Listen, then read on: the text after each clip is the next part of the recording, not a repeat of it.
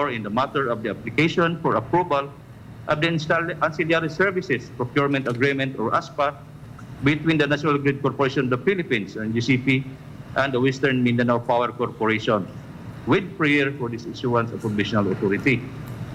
Wherein the case ruled that the incidental actual power for directive power support or RPS must be paid for by DU, in this case ZAMCELCO, because they need ZAMCELCO, in this case, they need ZAMCELCO to nominate. And this is covered the incidental cost for ZAMCELCO, and this will be cost additional burden for the member consumer owners to their monthly electricity bills, wherein neighboring issues will be benefit the improvement of power quality. So the motion for consideration is to allow NGCP to pay for both RPS and incidental costs to the grid, and not by ZAMCELCO, and not by the member consumer owners of ZAMCELCO or the Zamboangueños. Then the RC promised to complete the review within the year ends. So we have our ongoing NGCP and ZAMCELCO solution when it comes to this voltage voltage problem. So ZAMCELCO support on identifying the customer's load type or behavior, then the loads frequently affected during transient voltage dip. Our customers with voltage sensitive loads, we already had our data submitted already to NGCP, form part of their analysis. Then we'll have to provide also on protective relay settings and to NGCP. Then second, the solution to minimize disengagement of loads. No? So we have here the short-term solution, recommended minimum operations of local generations. So during Sunday, we nominated at least 20 megawatts during peak hours, but this will be increased depending on the actual voltage situation. Then weekdays, extend our dispatch of local generators. Then NGCP and ZAMCELCO to work hand in hand for a faster fault clearing time, coordination for feeder protection operations. Then for ongoing NGCP and ZAMCELCO solution also, that NGCP and DU easy to improve reliability of lines and equipment to minimize outages. These are ongoing activities.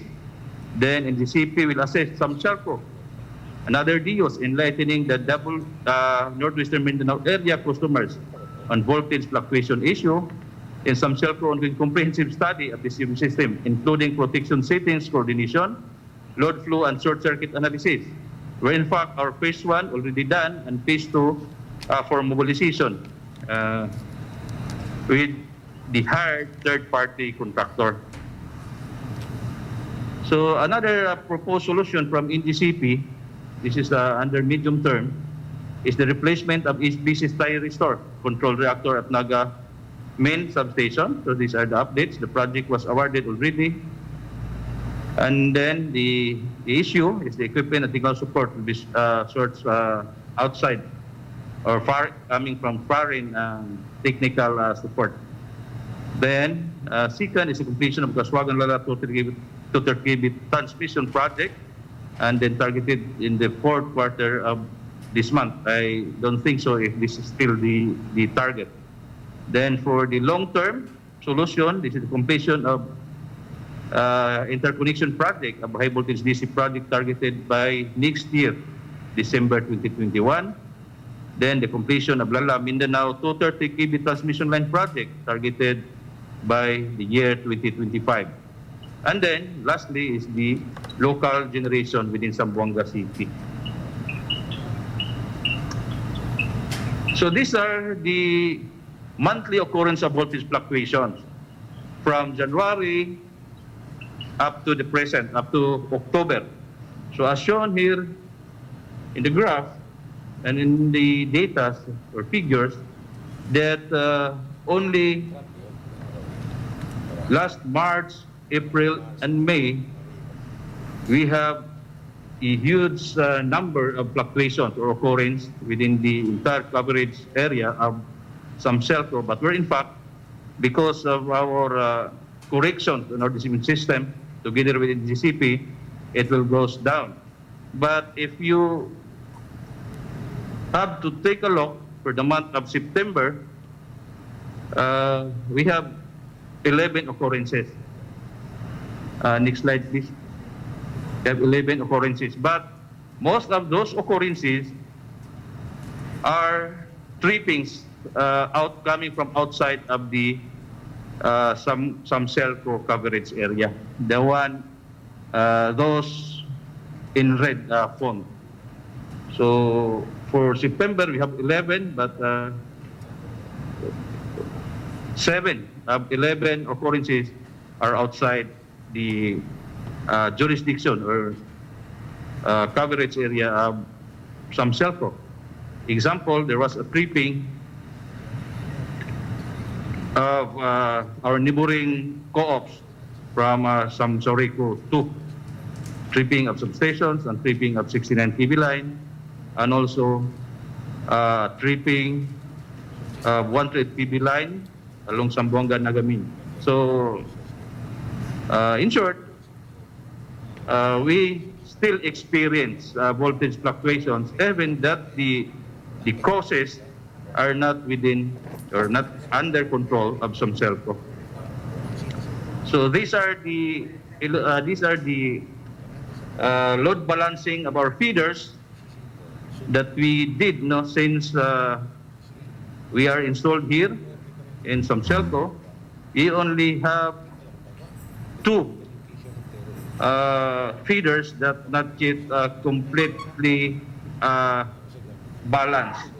One of these is the Labuan feeder. This is due to the line configuration. This is a long line, single phase over extended line that really contributes the high phase imbalance. So, and this is part of our capital expenditure projects, 3-year CapEx from 2019 to 2021 to upgrade from single phase to 3-phase in order to correct the unbalances of this feeder. Also for Aklim feeder, we are currently studied and target to have to complete the balancing before the year ends. Then regarding po sa power reliability updates natin, so yung sinabi ni the chair about brownouts, as shown here in the graph, that these are the unscheduled interruption per feeder. So the Labuan feeder has the highest among the 29 feeders. But out of 29 feeders, we only have around 7 feeders that needs to be corrected.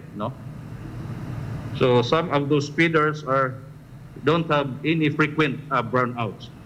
So Labuan, Puruan, Pasinanca feeder, Calarian, San Roque, Baliwasan, San Jose, Ricodo are those feeders that we have an ongoing activities for the power reliability concern.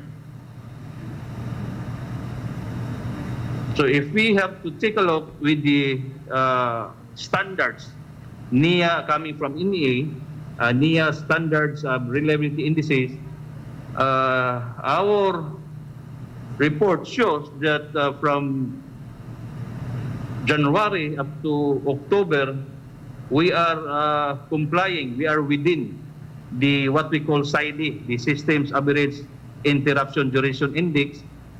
It is the standard is 2,700 minutes in a year, and for ZAMCELCO, as of this report, we only have 2,192.45. But when it comes to SIFI, the Systems Average Interruption Frequency Index, we could not comply because as observed that we still have brownouts, although the duration is not too long. So these are the primary causes of unscheduled interruptions.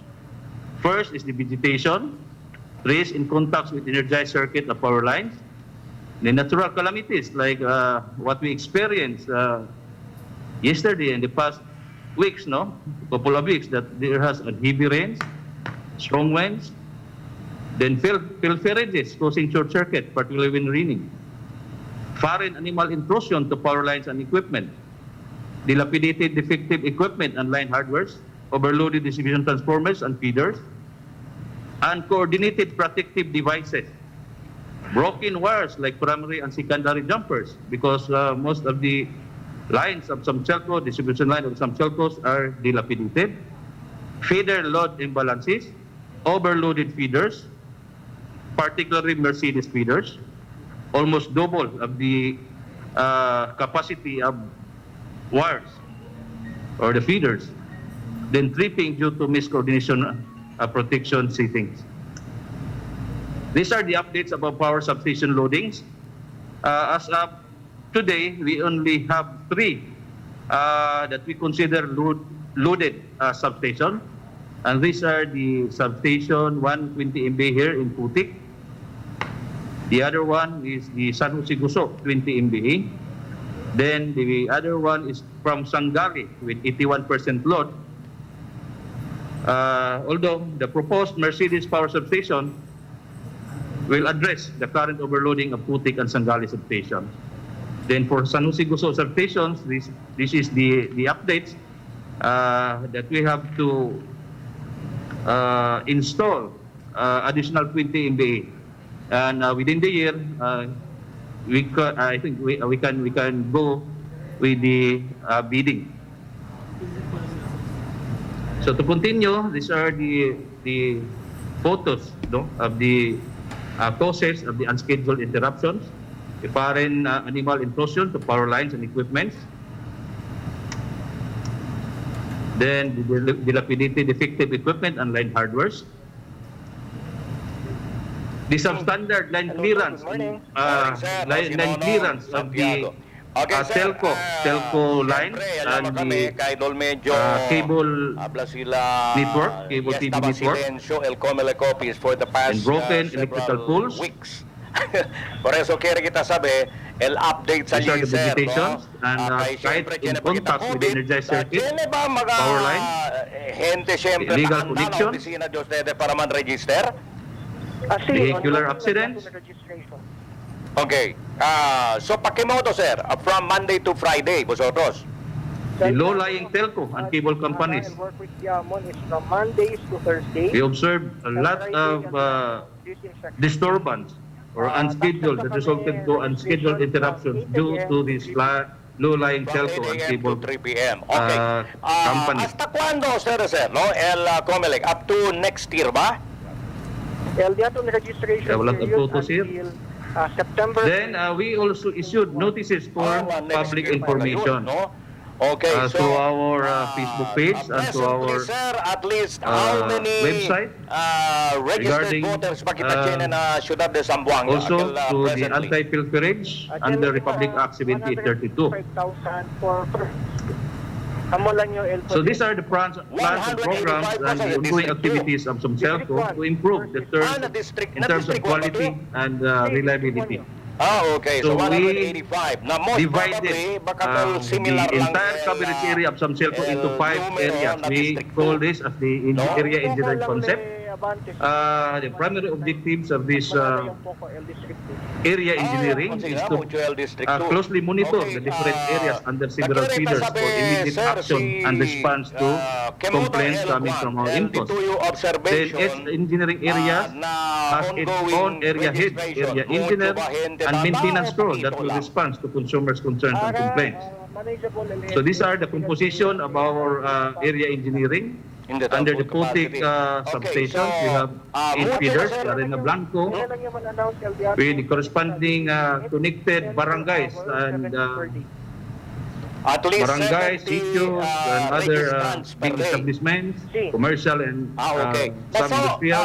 Este We magachempo have here the Arena Blanco feeder, Pisa feeder, E1 feeder, during the first month, Tumaga feeder, Northside feeder, ang kakabi kita LDAT ng 70. Tituan feeder, Mercedes feeder, and the Sampin feeder. So these are the areas or feeders that connected or under the area engineering Kasi daily, 1. For area engineering 2, Okay. this is So, under the San Substation and Kabatangan Substation. We have here the Baliwasan feeder, Kalarian feeder, dedicated line feeder, San Jose feeder, and the Pasunan feeder and San Jose feeder. By The 2020. Area 3 engineering, engineering area 3 is the Sengali 10 MB substations are the two feeders, Kulyanan feeder and the Puruan feeder, and we have also a separate feeder for the fish fishing port. 5,000 lang umenta. Then for the area 4, Recodo substation and Ayala substation, we have here the Recodo feeder, Sinanok feeder, Labuan feeder, Talisayan feeder. Na mga registrants. And then for area 5, Aklim feeder, Nunez feeder, Governor Alvarez feeder, Veterans Avenue feeder, the Rio Hondo feeder, the Santa Catalina feeder, Guardian Nacional feeder, the Campanile feeder. So those are the five So, area engineering from other places like of Sulu ZAMCELCO. and Tawi-Tawi. So to continue the plans and programs, Sibugay, we have here the daily apprehension and field rate, the line rehabilitation, substation and upgrading, continuous line clearing operations. Okay, carry this here, akya sila takeda. So these are photos of pilferages, All right. Tell otro sir, akil ba in the last confiscated wars, and election, unlisted especially kilometers. ng SK, there were at least 4 Then, SK this is chairman.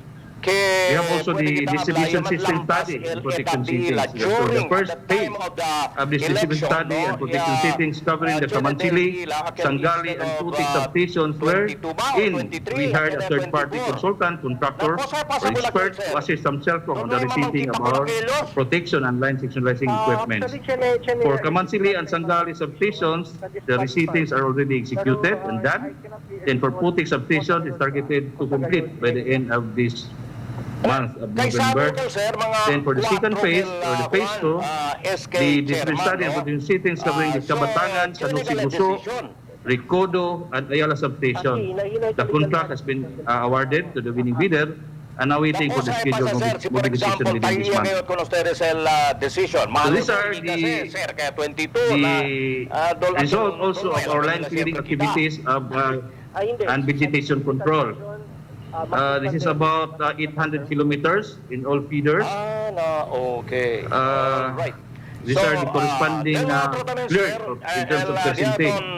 But lately, we withheld the clearing operations, major clearing operations, crossing vegetation during weekdays, unless necessary, including the implementation of some capital expenditure projects because of the ongoing blended and online learning program. So right now, clearing operations are scheduled during Saturdays and even Sundays in order not to interrupt the online classes.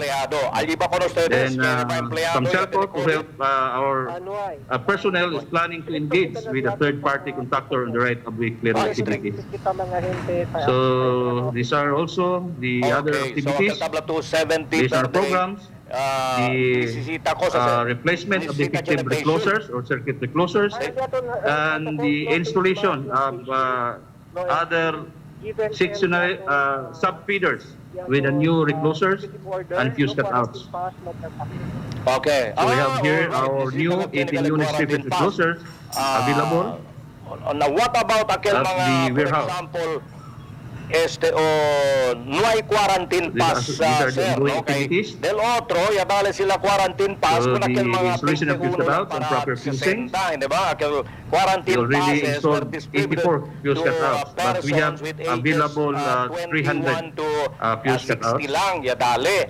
Na, ara, Then the yaman kanya, transformer load asya management mga and replacement of L, overloaded etapi units. natin to 16. Now, what about akil mga 70? Take repairs of lost contacts, jumpers, connection, based on the thermal scanning reports. Quarantine pass, kaya mo doon magkil pwede andali.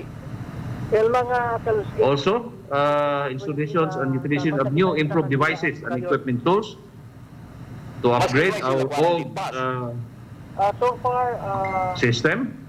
may pamanyuman experience sa kaltaan dahil may quarantine pa. So, Then, we are requesting also, we'll have to request City Council to amend city ordinance prohibiting kite flying not only at the airport but including power distribution transmission line. Na mga Just like in previous registrations, taan daw tayo din ng mga Ongoing PCC, implementation of CAPEX taan daw ng mga project, barangay, the rehabilitation of power substation, para because of the rehabilitation of pandemic, distribution hindi lines, na maya, sir.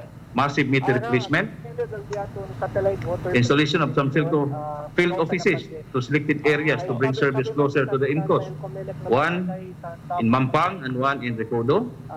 Then we have to have an additional troubleshooters. Okay, sir. Anyway, final... We have to conduct regular coordination meetings with telcos to resolve these low-lying cables. Then the strengthening of anti-pilferage campaign and sustaining the ZAMCELCO Hour radio program to be able to reach through information of the programs of the cooperative. 8 a.m. to 3 p.m. And lastly is the feeder loss from highest to lowest ranking, as shown here. Okay. Sige, Top sir. of the Thank you list very much, sir. The Arena Blanc is the Arena Blanco feeder Okay.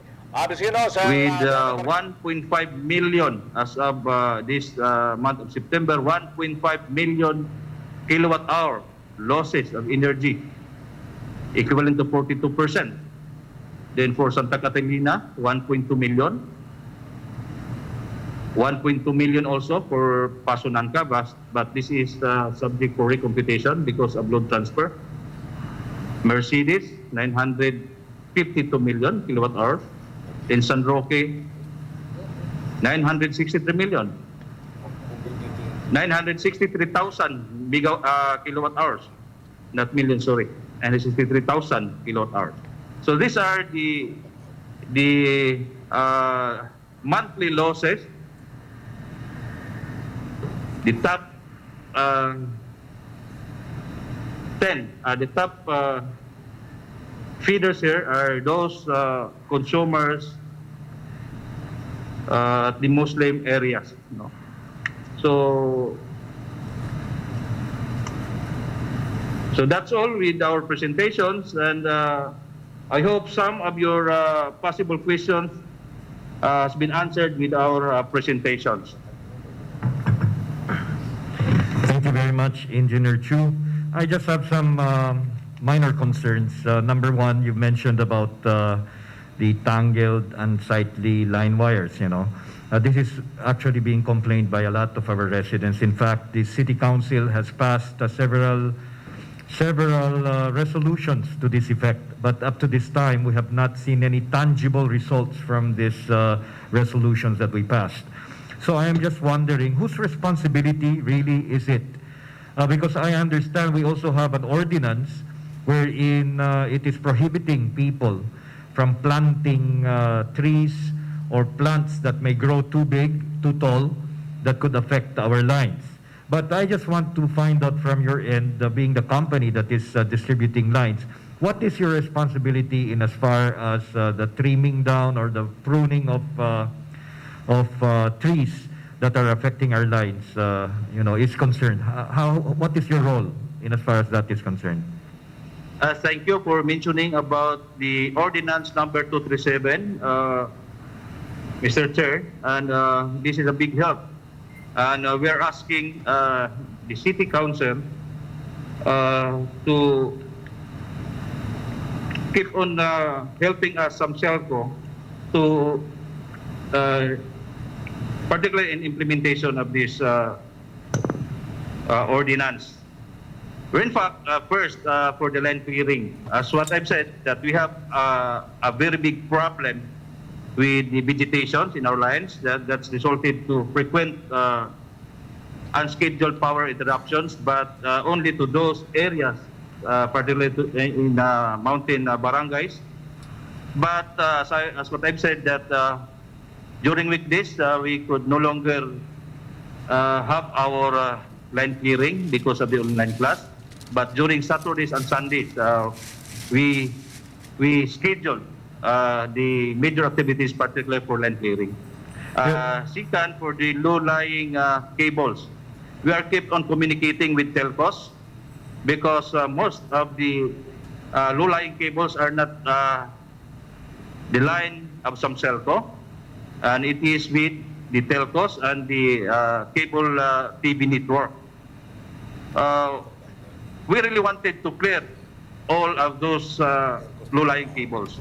But I will suggest, ZAMCELCO will suggest that we will also invite telcos and cable TV companies to have a joint inspection so that we can identify whether this is for some telcos action needs action or from the telcos and the cable company. Yes, Mr. General Manager, I mentioned earlier, for time immemorial, if I'm not mistaken, we've been passing this type of resolution in the City Council. But up to this time, we have not seen any, any clear signs that this has been aggressively acted upon. So I can assure you, now that I am at the helm of the Committee on Energy and Utilities, that I will be closely coordinating with your office to make sure that the ordinance that we already have right now, it has been existing for the longest time, will definitely be enforced as an assistance to your effort in clearing the lines. Then at the same time, we will forge a kind of cooperation with all the telcos in the city of Zamboanga. In fact, in the afternoon today, we will be having them all here present, all the telcos. So we will also include this as part of our request from the telcos that a cooperation will be forged between their industry and your company, so that we will be able to facilitate the objective much faster. So rest assured that we are going to help you all the way. Now, another thing that I'd like to find out is about the voltage irregularity. You mentioned already that there are some, there are already actions in order to improve the quality of power and at the same time the stability, the consistency of voltage. Correct me if I'm wrong, but under ERC, the Energy Regulatory Commission actually has set some kind of a violation for a certain percentage above the normal, which is 230. Am I correct? Hello? Mr. Engineer Chu, are you still there? Yes, Mr. Chair. ERC set, not only ERC, but the Philippine Distribution Code, so set a nominal voltage level, What which is plus. It's on and off. What percentage, sir? If it says 230, so what percentage constitutes a some kind of a violation under ERC regulation? Correct me if I'm wrong. Is it 10%? Yes, Mr. Chair, it is 10 plus or minus 10% of the nominal voltage level. Exactly, because I have purchased the voltage meters and I have distributed it around the city. This is from my personal funds, and there are indications that shows that up to this time we have been continuously experiencing voltage surges and voltage fluctuations, but it is not in the whole city. It is not like everybody is experiencing it. Sometimes people in Santa Maria are experiencing it, while I in Tetuan am not experiencing it. Just this morning, before I left going to this session, do this hearing, I checked on my recent voltage reading, and it stated 244. Does that already constitute some kind of a violation? 244 volts. Not How yet, do you sir, compute? Not yet. How do you compute it? How is it computed? For the what we consider overall voltage is around 253 volts. Okay, so I want you to know that there were instances, mine actually reached 270, 280 in fact at times. So I am really hoping that this matter will be resolved, because up to this time, we have been continuously re-echoing the sentiments of the people in as far as the voltage problem is concerned, and more particularly the effects that it has done on their to their appliances, their electrical gadgets. But up to this time, despite our appeal to the new ZAMCELCO, to study the possibility of reimbursing, paying back for the damaged appliances, we have not really received any favorable response. And each time we complained in the past, I remember talking to some board members, NGCP always came into the picture because accordingly, the anomaly actually starts from the NGCP. Now, I have reiterated this in the past. We are, the consumers of Zamboanga City are in contract with ZAMCELCO and not with NGCP. So I am wondering, is there anything that you could comment about this? This aspiration of the people of Zamboanga City that we would finally be, compensated for the damaged appliances. There was one instance wherein one resource speaker from ZAMCELCO on record admitted that in fact voltage surges could actually cause. He confirmed, he agreed. He said yes when I asked, can voltage surges damage appliances? And he said yes.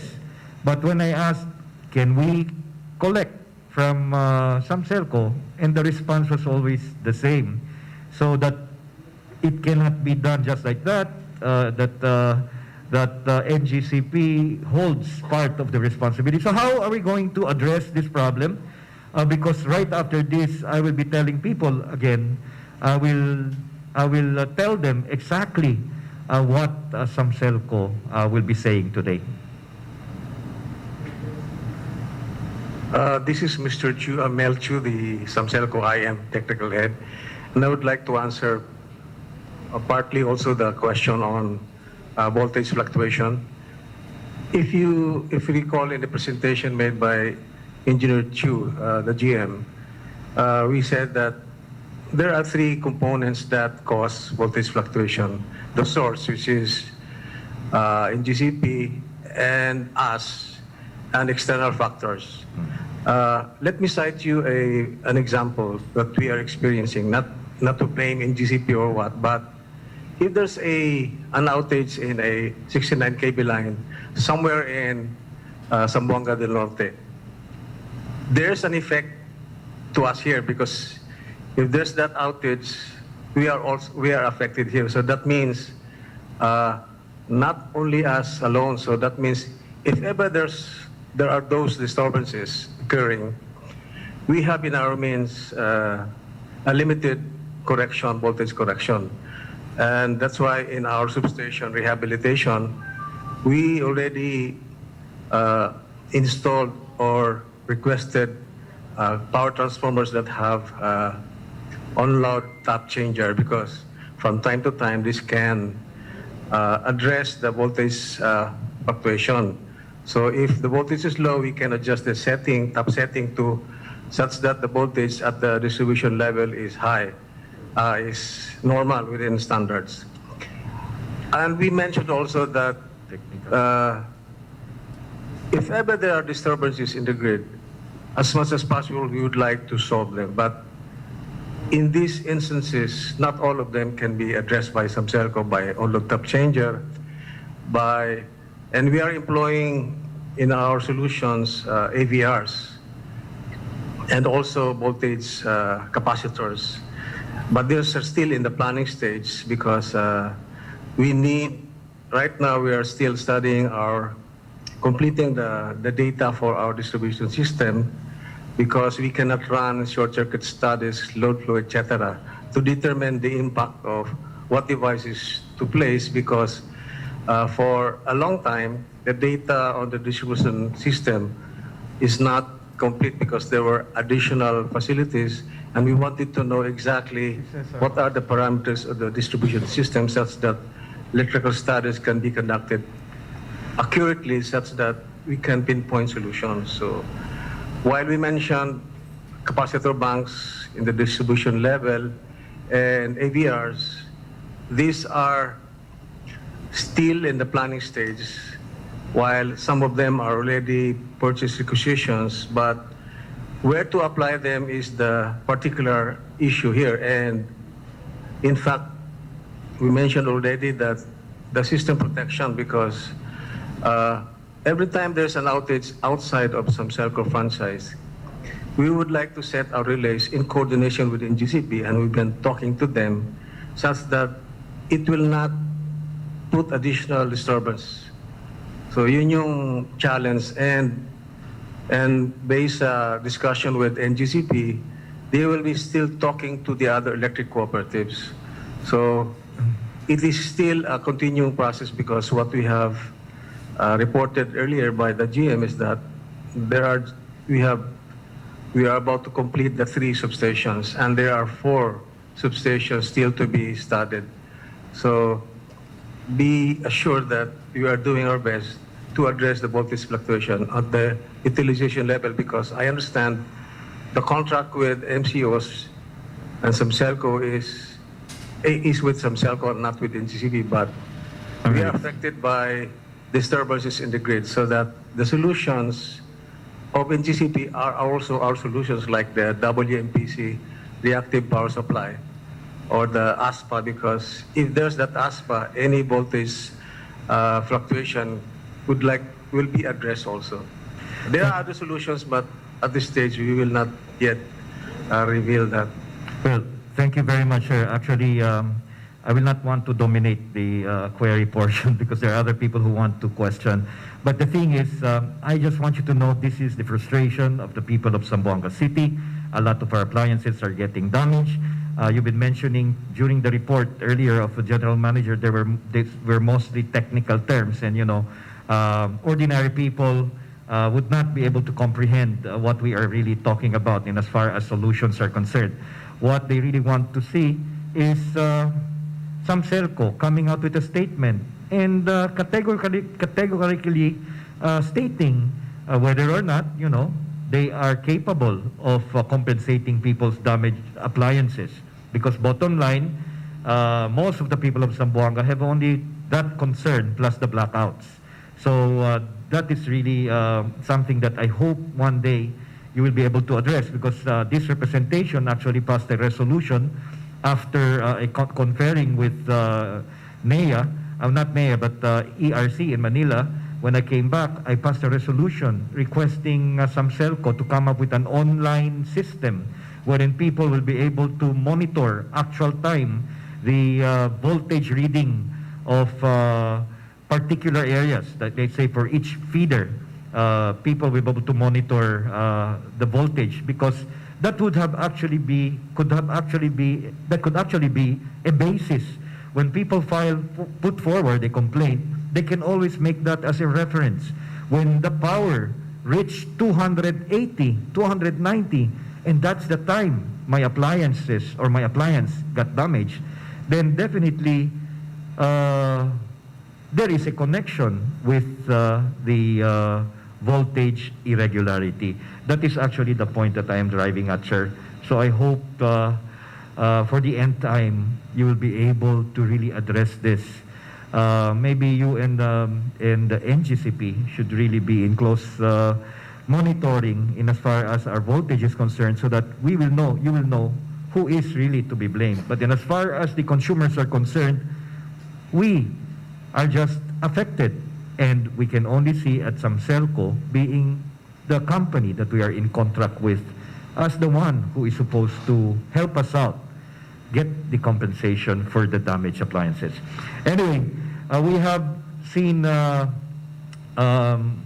from the City Administrator's Office, the Assistant City Administrator, Mr. Cesar Ras, raising his hand. Mr. Ras, you may now come in. Can I test my sound? If that is okay? It can be. Is my sound, my volume is fine? Yes, acceptable.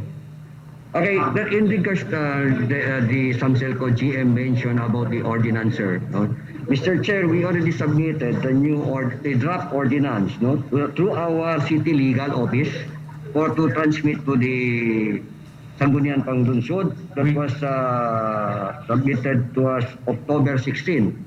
We will be repealing the ordinance number 239 to a new draft of ordinance, because at present that was mentioned by GM, by GMQ of the ZAMCELCO, in reality, the problem is the how to manage the pole. The pole. Now, at present, any telco company, anytime they can just put their wire without telling other telco, then there is no really a designated area where they will have to put their wire, or there is no color coding. In the new ordinance that we have drafted, we already mentioned and well taken for that. And we will be putting the major pole owner like ZAMCELCO, all the telco will have a MOA agreement with the ZAMCELCO before they can install their wire. Then that's the new. Unless Mr. Chair, you want you want the copy, I can send it to you by tomorrow. Yes, please. Okay. Now on the second hand, that as you mentioned, sir, no, regarding the underlying cable, no. Presently, the last year we have a coordinated meeting with all the telcos, no, including ZAMCELCO. In fact, it is being led by the ZAMCELCO as far as the clearing is concerned. But I had agreed to you, will you? As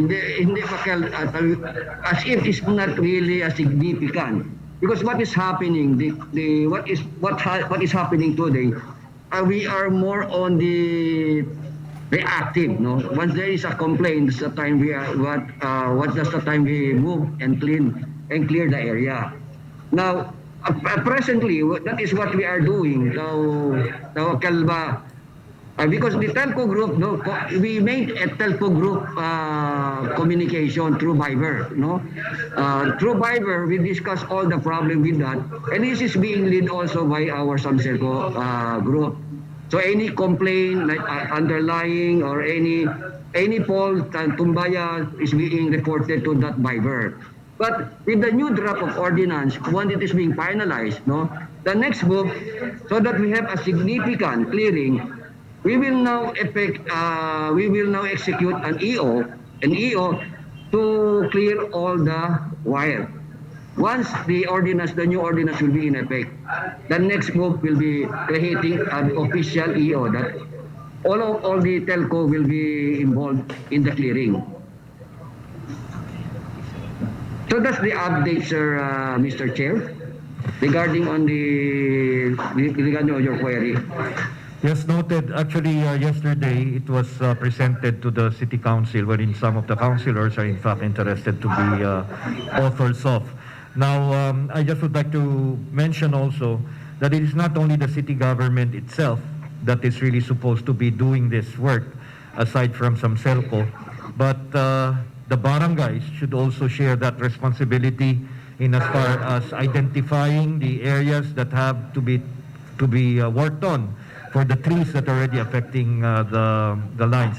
And I have yet to hear that anybody in Zamboanga City has been penalized in as far as that ordinance, because there is already an existing ordinance, although this other ordinance that we are about to read in the City Council is more detailed, but previously we have an ordinance up to this time, existing ordinance. It's 236, if I'm not mistaken.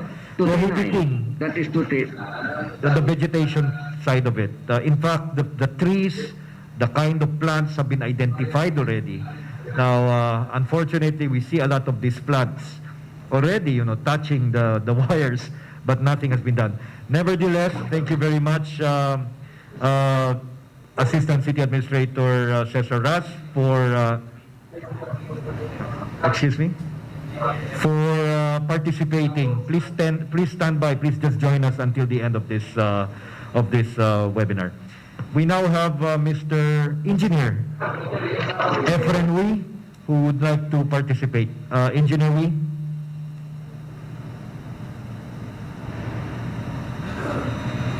May we have Engineer Efren Wee? Is he there? I was wanting to, hearing the presentation of ZAMCELCO in the discussion of contributed by their people, we noted that one of the reasons or one of the factors that is causing actually voltage fluctuation as well as brownouts is also being attributed to NGCP. Now, to as of now, we have not really heard anything from NGCP. Probably NGCP might want to volunteer some comments before I react to all of this. Yes, we are going towards that direction. May we have a representative of the Vice President for Operations is with us? Assistant Vice President for Operations. For System Operation of NGCP is with us right now. Engineer Ambi Rosales, are you there? Good morning, Mr. Chair. Well, actually, we prepared a presentation on the issue on here for the Zamboanga power stability, and it will be allowed. We can have this presentation. Yes, so how long is this presentation, sir, more or less? How long will it take? Probably 30 minutes. Can we shorten that a bit? Sir, can we make that into... I'll try my best and just focus on the... All right, I'm sorry. And please kindly submit to us this presentation. All the presentations have given, yes. Kindly submit to us copies of this. Thank you very much. You may go ahead, sir. Thank you, sir. I'll just try to share the file. Can we have your video, sir? So that we will know whom we're talking to. Is it all right, sir? Yes, yes, sir. Yes, sir.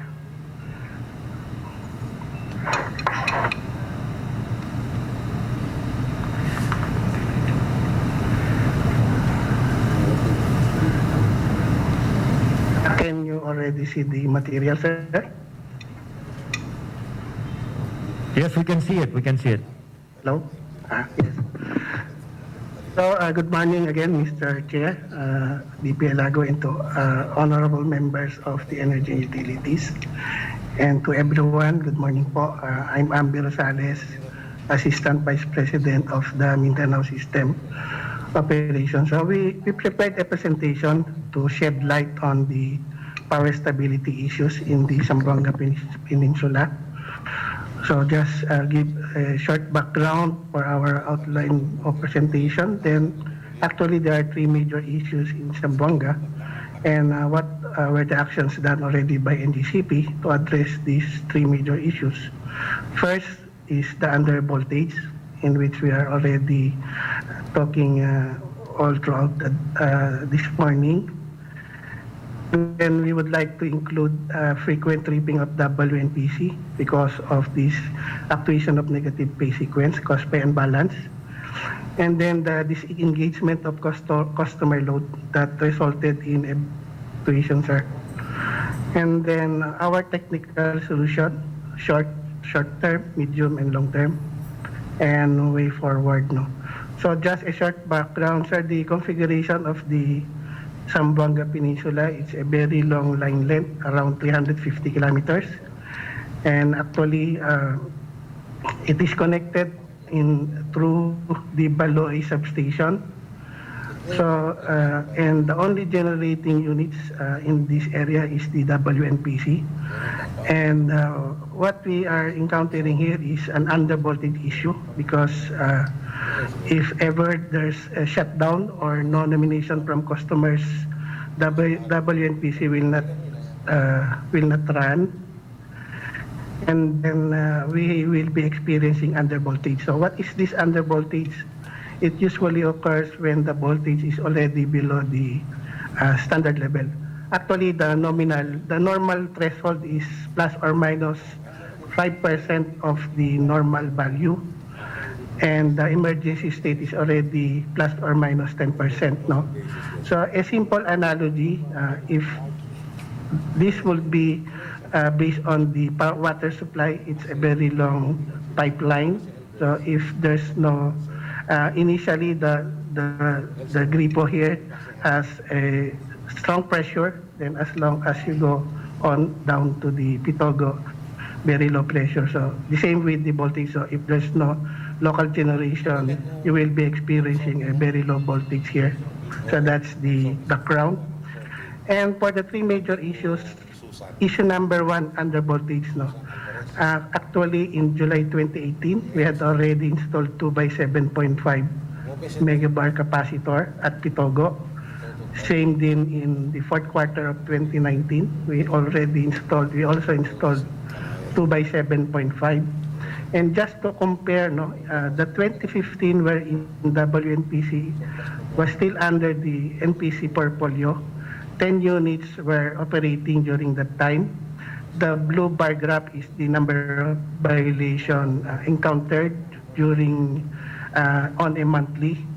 And you will notice here that there were very, very few voltage violation during that time since all units were operating. But in 2019, we had experienced so many violations because when it was already a merchant plant. And actually, because of the installation of cap banks in the fourth quarter, you will notice the significant improvement in the month of November and December. So very few violations already as compared to those we still don't have these cap banks. Then another one is, as mentioned by GM Chu, we have also filed a certification for the ancillary service for WNPC, both dispatchable and reactive power. Actually, WNPC is also already being utilized as reactive power support since May. And there's also the KG Jimenez Panaon, which was being already utilized, I think, in the month of March. Reactive power support also, So that's the issue number 1, under voltage. So we already addressed that through installation of cap banks and reactive power support provider. And issue number 2 is the frequent tripping of WNPC, because there are many factors that cause disturbance in the grid. First, if a generator trip, then the reactive power support, there will be a loss of reactive power support that will contribute to a very low voltage. Second, if there's a fault along the line, either in the distribution system or in the transmission system, and it will introduce a very severe, very low voltage. And then because of frequent tripping of WMPC by negative phase sequence, it's a generator protection. And once they sense unbalanced loading in the system there, it will trip by negative phase sequence. So we had already done many solutions here to prevent tripping.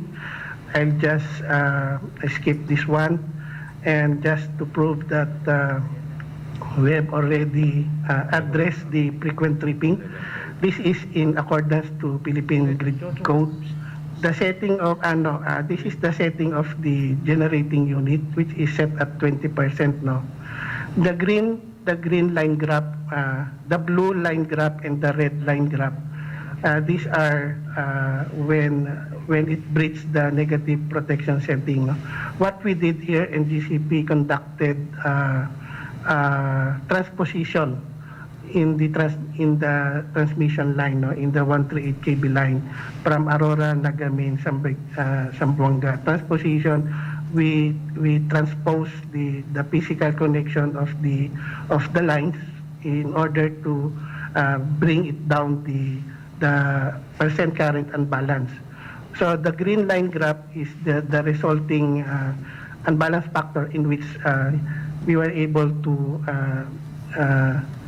not to breach the 20% setting, because once it breaches, the WNPC will always trip. And this usually occurred during off-peak period. Another one is another indicator that we can show that our scheme was very effective. The blue and the red line graph again is the voltage unbalance factor. But when we were able, and GCP was able to do the transposition, we were able to bring it down to 1%, below 1%. And another thing here, sir, is the number of tripping. In the month of January, February, and March, there were several tripping of WNPC by negative phase sequence. But once we already conducted the transposition from starting in the month of April until today, sir, as of reporting, there were already no more tripping of WNPC by negative phase sequence. meaning the solution that we applied was very effective. So this can already reduce the tripping of WNC, which all contribution is to the voltage fluctuation. The third, sir, is the current issue that we have right now. This is the engagement of customer load. No?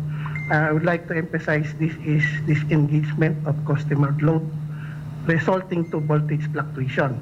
So there are several factors. Again, once there's a fault along the line, generator tripping, the voltage will go as low as below the normal or the required threshold.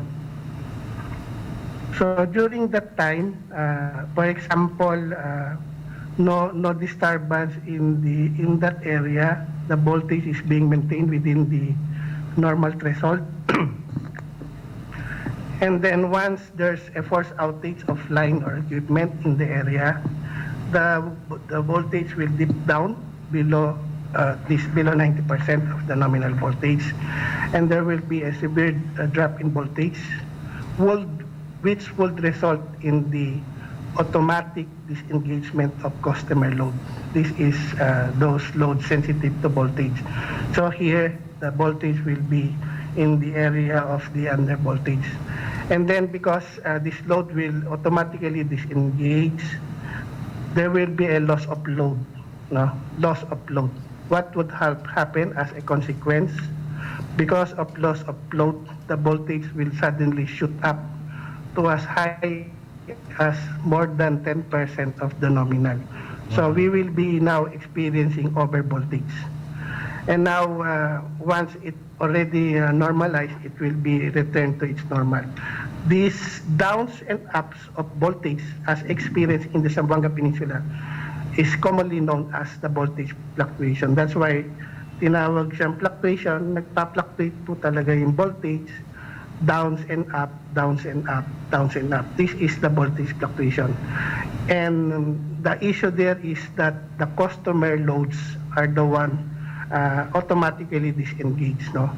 And nagre-react sila dun sa disturbance. That is what we are trying to address, no? How these customers, how to prevent these customers to automatically disengage. That's why, as mentioned a while ago, that the voltage suddenly shoot up to as high as 270 volts to 80 volts. This is the consequence of the tripping of loads that reacted to the faulted condition. Now, this is just from our statistics. No? This is already presented to ZAMCELCO, to PELRECA, to everyone. This is just statistics. From January 1 to June 5, we have this number of incidents that experience voltage fluctuation. And then from June 6 to October 31, we keep on monitoring. No? Initially, for the ZAMCELCO, there were 33 incidents. Then from June 6 to 31, there's an improvement, another 24 incidents. Then voltage saturations, previously 17. Then from June 6 to 31, another 2 incidents only. No? So a total of 19, 17 plus 2. And NGCP related, when there's a tripping along the 69 kV line, from January to 1 to June 5, there were 9 incidents, and we experienced another 8 incidents from June 6 to October, so a total of 17. No? Same with tripping in the 138 kV line, initially 5, then there's another 10 incidents, plus WNPC, initially there's an 8 incidents that caused fluctuation due to negative phase sequence. But from June 6 to October, there were no more WMPC tripping, no? A total of 8 only. No? And these are other DUs, no? Other DUs not related to ZAMCELCO. There were 5 incidents monitored that caused fluctuation. But from June 6, there's another 5, no? So a total of 10. So short-term solution, sir, what we did in coordination with ZAMCELCO, we worked hand in hand for a faster fault clearing time, coordination for feeder protection operation, action done, So as of June 23, ZAMCELCO already made some adjustment downstream along the 13.2 kb feeders, and they already adjusted to 100 milliseconds. Sir, we would like to emphasize, sir, that prior to protection adjustment, example, sir, on May 5, May 8, when there was a fault on the Aklen feeder, before the fault was cleared, it took around 330 milliseconds. And this 24.7 megawatt load affected, no? This is the load disengagement. May 8, there's 15 megawatt. But when the protection adjustment, protection setting was adjusted, 100 milliseconds, there were only 2.62 megawatt. So imagine from 24.15, we were able to bring it down to 2.62, no? Other feeder, 33, then when the protection was adjusted, now it's only 1.33, 2.27. For the San Roque feeder, 39, 21, 41, 44 in the month of May, but we were able to bring it down to 643 and 2. Although we cannot totally eliminate the load disengagement, but we could minimize, no, the impact, so to prevent voltage fluctuation. So this is just the breakdown, no. Initially in the month of March and April, May, the green bar graph, these are ZAMCELCO related incidents. There's several fluctuation incidents, no, followed by voltage saturation, and then there are these WNPC very few. But since we had this our recommendation in coordination also with ZAMCELCO, the number of incidents, voltage fluctuation, significantly reduced, no, in the month of June, July, August, September, although in the month of October, there's an increase of 10, no? So, but we could see here that the solution, the interim solution, short-term solution was also very effective in minimizing the voltage fluctuation incidents.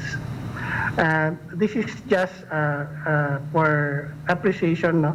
We just recorded the bar graph is the blue bar graph is the demand in the substation feeders before incident, and then the orange bar graph is the amount of the demand reduction, no? So this is just an average load reduction in the NUEMA feeders, no, based on 60 voltage fluctuation. And it could also be noticed talaga pong ang epicenter, kung kumbaga sa earthquake, the epicenter is within the ZAMCELCO franchise area, but in the neighboring DUs or cooperatives nasa-sense din talaga nila, no?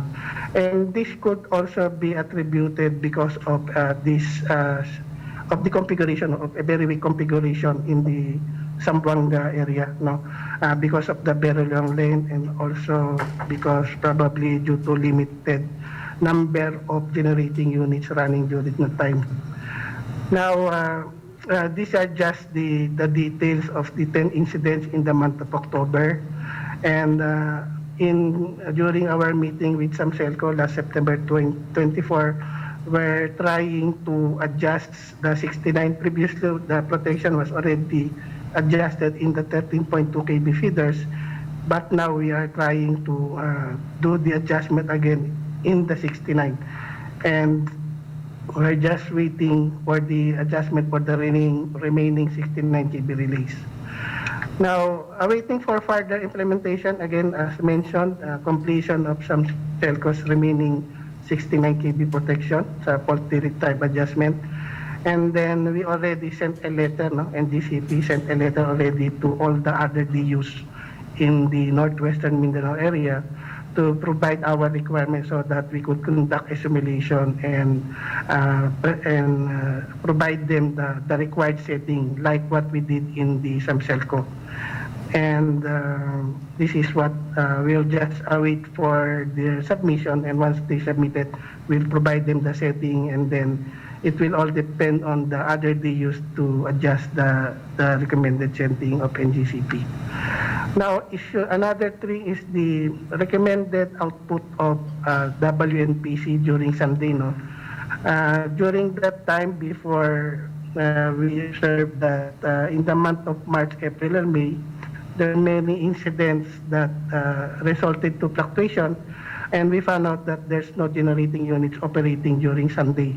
So in coordination with ZAMCELCO, they were able to at least nominate na at least 2 units, no? Since June 7, they already nominating 2 units of WNPC during Sunday. And please take note, sir, that we were able to eliminate, no, the tripping, the voltage fluctuation incident after we had this nomination during Sunday, no. Although there are still few, but there are reasons on this why there's still fluctuation incident, no. But there's a very significant improvement, no, because ZAMCELCO is already complying with the requirement in order to reduce or at least minimize this voltage fluctuation incident. So these are just the details on these remaining months. Now, for the short-term solution, also NTCP assisted ZAMCELCO and other SDUs in providing information dissemination to NUEMA. We would like to shed light on the current issue in Zamboanga.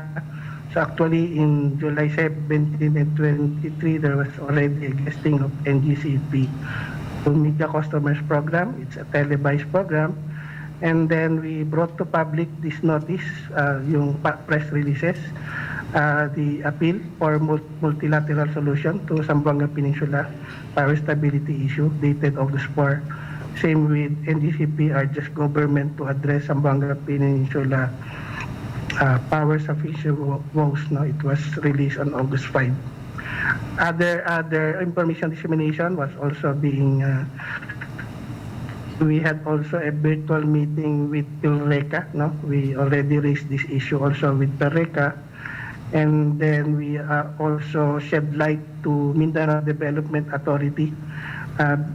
We presented the assessment of frequent voltage fluctuation, no, under Assistant Secretary Sir Romy Montenegro. No? So these are just the other activities. Now for the medium term, I think this was also presented by GM Chu. Midterm, we will be replacing the SBC at Nagamin substation. This would also help to regulate the voltage during the star bands. But the target is first quarter of 2021 because the equipment will be coming from other countries pa, no? So because of this COVID, so we are targeting hopefully by first quarter of 2021 this already be available. And then we have this completion of Kauswagan Lala Aurora. It's associated transmission line for the MBIP, yung Visayas Mindanao interconnection. And definitely, sir, once we have this Kauswagan Lala Aurora, the under voltage problem in the Zamboanga will also be addressed, as well as the N-1 of the Agus 5 Aurora and Baloy Agus 5 Aurora, because every time there will be an N-1, the voltage down in Zamboanga Petogo will also be affected, no? But with the completion of this line, this will already be addressed. And then we will be installing again, no, in the cap banks in Naga and Petogo, 4 by 10 megabar and 2 by 10 megabar, and the target is fourth quarter of 2022. So that is for our medium-term solution. And for the long term, again, we are looking forward for the MBIP, Mindanao Visayas Interconnection Project. No, I think it's December 21, no, not 22. Installation of STATCOM. This will also, it's a new technology in which it could also address, no, this very low voltage during fault. And what the function of this STATCOM will have a speedy voltage recovery, no? So we could probably eliminate those customer load sensitive to low voltage, no? That would be we're trying to target it on 2023. And then we're hoping that the entry of San Ramon 100 megawatt will have a very significant contribution to the problem in Zamboanga because it's only one unit equivalent to 100 megawatt. That's more on the technical side lang only, no? Because one unit with a 100 megawatt, once it's already synchronized, it could provide a big reactive power support, no? As well as it would also address the voltage problem in that area. And that is hopefully by 2023, but I think you can update na lang po ito. And for the completion of Lalanaga, this is a 230 kV backbone that will further reinforce the Baloy, Aurora, Nagami, Zamboanga down to Pitogo. Once we have this 230 kV backbone, it will also address the problem in Zamboanga Peninsula. And the target is 2025. So just for the way forward, sir, NGCP will continue to collaborate with ZAMCELCO, best effort, as to determine why customer loads disengage automatically whenever there's a fault occurrence, specifically in the DU system. If there's a fault in the 138 kV line, the fault was being cleared in compliance to PGC within 100 milliseconds. Unfortunately, every time there will be a fault along the 138 and this very sensitive load sends a very low voltage, they automatically disengage. So ito po yung pinakamalaking challenge po sa amin ngayon, and where ZAMCELCO and NGCP are really working on this to find ways on paano po ba ang behavior nito mga motor loads, because it's already the customer loads, no? Mga conveyor type, mga inductive motors, ano ba yung cause, bakit sila nagtitrip, no? We would like to go deeper pa, although it's already within the DU system, but we would like to extend assistance and perform a study. So we will do a research also, because only in Zamboanga ang nakakasense ng ganitong customer na nagtitrip siya. Probably because of the configuration, weak configuration, as well as the number of units of WNC being operated during that time. No? Kaya nagiging ganito po ang reaction ng mga customer load, which is very sensitive to low voltage. And then for the number 2, NGCP DUs to continue improving the reliability of the lines and equipment. This is through right-of-way clearing. Especially during rainy season, we really cannot prevent yung tripping. So, but if we could increase the frequency of right-of-way clearing, at least we could minimize the outages. And then NGCP to seek the commitment of all DUs in NEMA to provide support and find solution on how to totally eliminate, if not at least minimize voltage fluctuation. So I think, Mr. Chair, thank you for this opportunity for NGCP to make this kind of presentation. Thank you, sir. Thank you very much, sir. We appreciate your detailed information, and as far as NGCP's side of our state of the city city's power is concerned. Now, I'll go back to Engineer Efren Wee. Earlier on, he said he had questions pending the report of NGCP. Thank you. Thank you for the floor. After hearing what has been presented, I think most of the participants here who are not technically minded will probably be more confused than ever. Now, question now is the way I look at it. I think many solutions have been provided for or suggested, no. But I think there is one solution which was mentioned, but actually not stressed, and which I feel may have been maybe the key to the problem. No, let's go back 5-6 years ago, when WNPC was running basically at full load. Let's say out of 100 megawatt, they were running at practically at full load. Have we experienced all of these low voltages and high voltages and load trippings? Very, very rare, if I'm not mistaken. Am I correct in saying that? Yes, correct. BP Elago, Councilor, what has been your recollection? Come again, sir. I was saying that with all the many solutions being presented, I think people are more confused than ever. But I feel that there is one solution that was really not stressed, that was not really stressed. No. Before I belabor on this solution, let me go back. No, I mean let's try to recall. Let's say 5 years, 7 years ago, when NGCP or WMPC was running at full load. Had we experienced blackouts, had we experienced low voltages, had we experienced voltage outages? Very, very rare. Am I mistaken? Well, actually, if Yes, correct. That's you're asking me, definitely less. Okay, Less, now, less that's what I'm fluctuation. saying. I think what is being presented here is, I think we are actually looking more at the trees, but not at the forest. What is actually the main reason why we have all of these problems? The solutions being provided for are actually also causing secondary problems.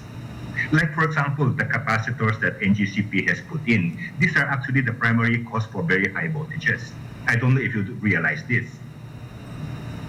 Now, we had a discussion last year or 2 years ago when DOE, USEC or ASEC, De Lola came, and we discussed this, and he was in agreement. What is actually needed is actually load generation out of WNPC. This is a very short-term solution. As NGCP and ZAMCELCO confirms, our problem is actually the low voltage, especially more so when we are experiencing peak powers. And we are actually adding on capacitors to try to correct this, and we're trying to minimize drawing power from WMPC because it's more expensive power. But if you look at it, what is the primary responsibility of NGCP? The way I understand it, the primary responsibility of NGCP is to maintain a stable transmission grid. When we say stable, meaning to say among which would be constant power, constant voltage, with very minor fluctuations. And they have not been able to maintain this for the peninsula. Now, the reason why they cannot avail of reactive power, although they have this ASPA, which grants them this contract for reactive power, it has to be ZAMCELCO who will have to buy power from WMPC to make this reactive power available. Yes. But ZAMCELCO, on one hand, is reluctant to avail of more of this power because it's expensive. It will cost the consumer more. So we have a situation where the primary responsibility of NGCP is to maintain a stable grid, but they don't have the tools to do it. One of the solutions would be to amend the law or amend the franchise of NGCP to grant them the authority to buy real power, at the same time also buy reactive power to apply for this particular, for the Zamboanga Peninsula, to be able to solve this problem. Now, some of the solutions that are being employed now are actually causing more problems. Like, for example, the capacitors, which is causing actually very, very high voltage. You will notice that high voltages only occur once you have a tripping and power is restored, because the grid is not yet loaded with so-called real power and is very high on reactive power. This is actually what is causing very, very high voltages. Correct me if I'm wrong. Yes, maybe the best person to make a comment would be NGCP. Is Engineer Rosales still around? This has been my experience. I mean, operating a plant. I mean, if you have capacitors that are manually controlled, not automatically controlled, once you have a tripping, you have a lot of equipment that has switches that automatically also trips.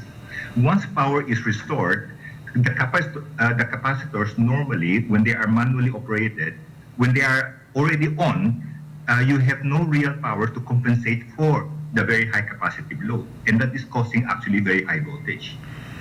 Engineer Wee, whom are you addressing this question to? To everybody, basically. May we have NGCP? Any comment from NGCP? Then maybe we can also have from SAMCELCO.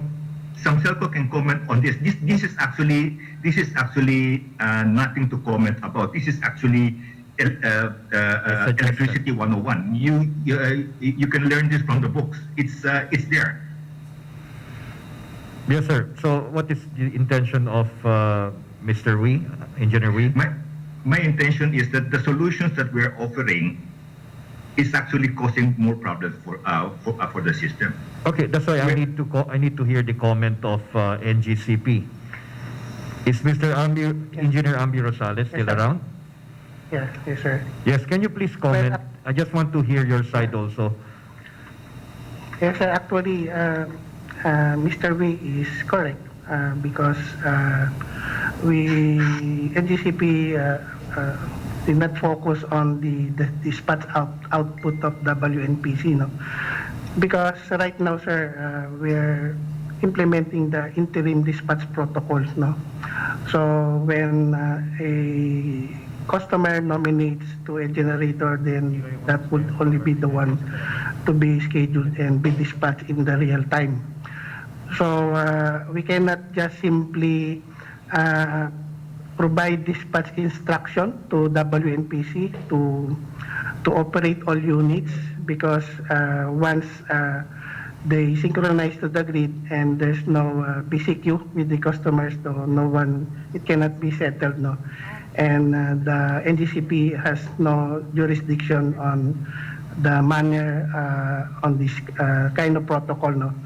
But if there's WESM already, there's a market operation, there's a WESM rules wherein we could issue dispatch instruction to a certain generator if there's a criteria that can be we will be allowed to comply with the criteria. For example, if there's an under voltage problem or if there's a thermal issue, then we can just easily issue dispatch instruction, and that will be a must-run unit. And this can be settled all throughout the grid user, no?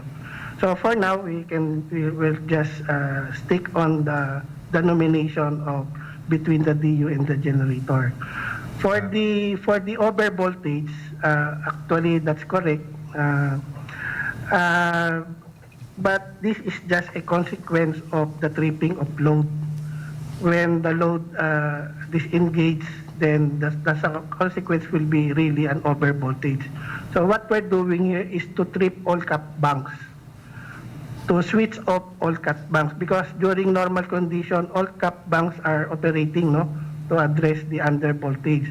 But because there's an abnormality in the system, and because of this loss of load,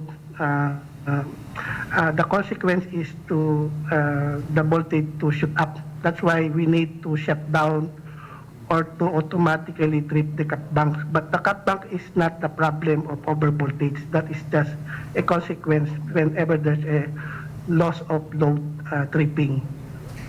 I think I hope I was able to enlighten, sir, the question, sir. Thank you. Mr. Chair, may I comment, Mr. Chair? Yes, go ahead, Engineer Wee. Yeah. If I'm not mistaken, your franchise or your charter does not allow you to buy real power. It only allows you to buy reactive power. Am I correct? Actually, sir, correct that we are not buying power, but we are also not buying reactive power, no? We are just scheduling the reactive power. Yeah. So once a certain generator is a provider of ancillary, and once they nominate, we will be scheduling this ancillary provider, and then if there's a requirement in the system, we will make use of these ancillaries from this. But we will not be buying any reactive power. Taking the Zamboanga Peninsula in particular, how can you schedule reactive power? Yes, sir. So with the existing ASPA, the contract between WNPC, for the ancillary, the NGCP can only utilize the reactive power support of WNPC once WNPC has its BCQ with the customer. Correct. As long Correct. as WNPC has no BCQ, we cannot just simply say or make use of this unit to provide reactive power. So I think that is the one being filed by ZAMCELCO, for the motion for reconsideration, if I'm not mistaken. Yeah, that is precisely what I'm trying. If we can dispatch the WNPC even without BCQ, and once the ERC grant that, I think we can do that from now on, sir. Mr. Chair, For I now, think... sir, I'm sorry, we cannot do that. For Correct. Mr. Chair, let me elaborate on this. This is probably something which very, very few people know about. No? Although you have the ASPA, but without ZAMCELCO nominating power from WMPC, there's no reactive power that can be given to NGCP. In effect, it becomes useless because on the part of ZAMCELCO, the more they nominate, the more your cost of power will be, and this will be passed on to the consumer. That's why I'm saying the main primary responsibility of NGCP is to provide for a stable grid, and they are not given actually the proper tools to do that. Thank you. Yes, noted, Engineer Wee. I have to be very honest with you. This representation, although I'm the chair of the Committee on Energy, I'm a little bit less technical when it comes to matters. What really concerns me most at the moment is really the complaints of the people that I'm hoping would be addressed through this forum. But nevertheless, we are being recorded right now, Engineer Wee, and everything that you have stated is recorded, your concerns. And we will make it a point that we are going to review all that has been said in this committee hearing so that we will be able to understand more, with the help of other more technical people, to understand more the concerns that are being brought here that perhaps at this time we are not very, very familiar with, especially the terms that are being used. Let me try to reiterate and try to stress what I just mentioned and what BP Rosales mentioned. In as much as they want to avail of reactive power to correct the low voltage situation in the peninsula, they are unable to do so unless ZAMCELCO nominates more power from WMPC, which is actually the only power generating plant in this area. So it's an anomaly in the sense that NGCP is tasked, actually, its main responsibility is to ensure a stable grid, and they are not actually given the tools to do that because their franchise do not allow them to buy real power. Okay, sir. Let me just be clarified. The nomination for WMPC is 20 megawatts. I think 20 is the maximum as of now. Kasi it will be also 20 megawatts, right? yes, But isn't it that ideal? It's supposed to be 30 megawatts, 30 to 40. in as much as possible. Si pwede 100 mas bueno. Okay, we are here with Councilor Bong Atilano, who is also a member of the Vice Chair of the Committee on Energy. It is like this, no? When the Mindanao grid, the entire Mindanao grid is affected, then Zamboanga City is also affected. The problem is, if Zamboanga City is affected with low voltage, the entire Mindanao grid is not affected. Why? Because the sources is right on there, na sentro. Nakita natin why. Now remember, as mentioned by Engineer Wee, when WMPC was operating its 100 capacity, we don't have fluctuation and low voltage experience. Very seldom. If there is, the entire Mindanao is affected. Now, it is not. Now, why is it ZAMCELCO is not buying the 100 or utilizing the 100 megawatts of WMPC? Because it is unfair on the part of Zamboanga. While we will buy all the 100, everybody will be benefited and we will pay for it. which is an expensive one. That is why ZAMCELCO do not like to buy, although he wanted to what is this, to solve this fluctuation, pero magiging mahal yung kuryente sa Zamboanga City. Kasi yung WMPC is mahal yung kuryente nila dahil it is run by bunker fuel. So, kung tutusin, the best solution here is long term, no? SRPI, no? If we will be going into that in a while from now. The long term. Mr. We are Chair, talking about Mr. Chair. fluctuation, no? Hold on, Mr. Engineer Wee. Just for a moment. There was a mention of the Aurora interconnection with Visayas Mindanao. Yun ang may worry here in the future. Baka isa-siphon lang nila yung mga power natin, extra power dito sa Mindanao to, what is this, give to Visayas. Kasi ang Visayas ngayon is on the red. No? And Mindanao has plenty of power actually as of now. Kaya lang, mas maraming yung reserva is run by bunker power or diesel. But if you look at source, marami tayo. All right, thank you very much, Councilor Bong Atilano. Engineer Efremi, you wanted to add something? Yeah, Mr. Chair, if I may add on to what I just said, no, I mean, I fully agree with what Councilor Atilano was saying.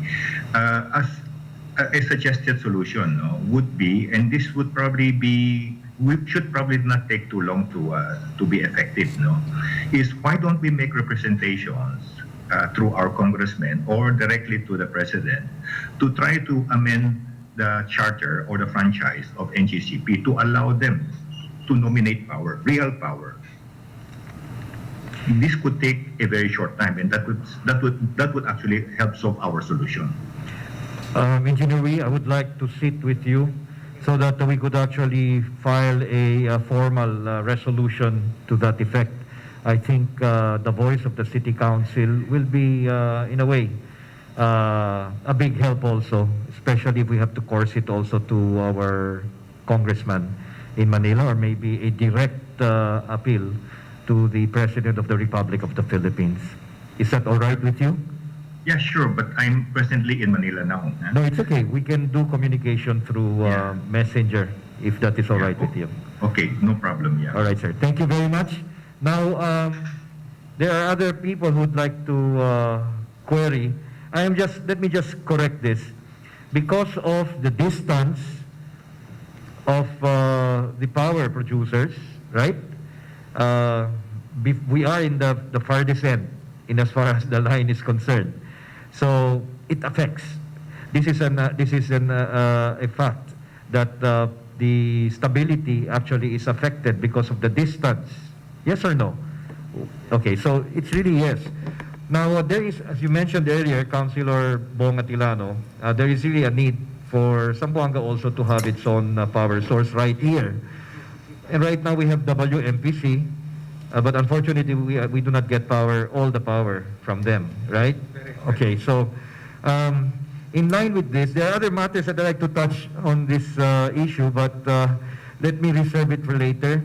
Let's go now to one of the reasons also that we held this committee hearing is because we want to find out that particular question in as far as SRPI or San Ramon Power Incorporated is concerned. This representation, along with my colleagues, actually voted, passed the no objection way back in 2014, 2015. And we were informed that time that by 2017, that was the target date wherein SRPPI should have already started operating. But unfortunately, up to this time, there is no clear information in as far as when exactly is SRPI going to start operating the coal-fired power plant in Zamboanga City. So with us, I hope he's still here with us, we have the Vice President for Alson's Power and SRPI, Mr. Joseph Nocos, are you still there? Oh yeah, I can see him now. Buenos dias. Can you please enlighten us in as far as the query, when will SRPI really start, number one, build, and secondly, operate? Because this will greatly contribute to the stability of power in our city and maybe in the region. I was at Ecozone a couple of weeks ago, and the talks there was that SRPI is already starting to construct. Now, I wonder, is this true, and when exactly is SRPI going to start operating? What is the target, the timeline in as far as operations is concerned, and what's delaying this gigantic project? Good morning, Mr. Chairman. May I ask first if my audio is coming in clearly? Yes, loud and clear. Thank you. First of all, I would like to thank you for giving us this opportunity to participate in this consultation and hearing. And I extend my greetings to you and the rest of the members of the committee, and also my colleagues from ZAMCELCO and NGCP and Crown, as well as the other interest groups that are represented today, and my colleagues from WMPC and SRPI. So if I may first provide some context, Mr. Chair, on for our discussion. Yes, sure. And before I go straight in, before I dive into the questions on the schedule for the SRPI project, first of all, I was listening very intently on the discussions concerning power quality and voltage fluctuation issues in Zamboanga City, and I would like to just add some context to that discussion by saying that actually the parties that are there, no, that would include ZAMCELCO, WMPC, and NGCP. We're actually all working together to try and resolve this issue. You may have heard there are differences in that between us and ZAMCELCO and Crown in the past. I think that's being set aside, and we're actually trying to find ways to work together and help solve the problem and serve the people of Zamboanga City better.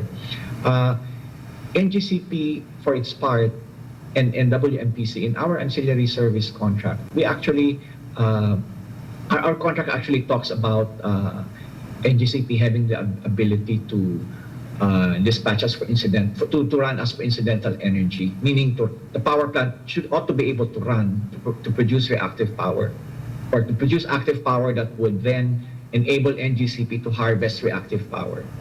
Unfortunately, when the ASPA, or our contract with NGCP, was reviewed, evaluated, and approved by the ERC, the position that the Commission took at that time was that the plant cannot be dispatched by NGCP purely to produce reactive power. Okay, and because for you to produce reactive power, first you have to have real power or active power. And so, based on the approval that we got from the ERC said you can't do that. And therefore, NGCP now has to wait for the power plant of WMPC to be actually running. And for WMPC to run, it has to be dispatched by somebody. And in this particular case, it's only ZAMCELCO or ZEPALCO that can do that. And for ZEPALCO, we are just a backup plant, 1 megawatt, small capacity. But for ZAMCELCO, it's 50 megawatts. However, we also understand why ZAMCELCO is not, volunteering or is not taking on that role of dispatching us purely for active power and reactive power purposes, because the running cost of a diesel plant is higher than a hydro plant or a coal plant. And in which case, if ZAMCELCO dispatches us, sige na, patakbuhin na natin yan so that NGCP can get reactive power and solve the voltage issue, the higher cost of fuel of a diesel plant will then have to be borne by the consumers of ZAMCELCO, which is not fair, because the voltage issue is a grid issue. It is something that is benefiting the entire grid. So ZAMCELCO, WMPC, and NGCP met with the ERC, And this was brought up in that meeting, and fortunately, the ARC has already changed its position on the issue of whether a power plant can be dispatched for incidental energy to produce reactive power. That already, I think, if I'm not mistaken, the King Energy contract in Misamis Occidental is already allowed to do just that. So I think the necessary steps are actually moving already, and I believe that that will produce positive results. So we just need to follow up and help give the ARC a better context of what is happening here in Zamboanga City. So ano po yan, just to assure you that among the solutions that are listed, which includes the dispatch of WMPC, we are all pulling in the same direction, I think. WMPC, ZAMCELCO, and NGCP. So ano po yan, that's clear. Now, going to ZAMCELCO and SRPI's contract, no? We have that contract with ZAMCELCO.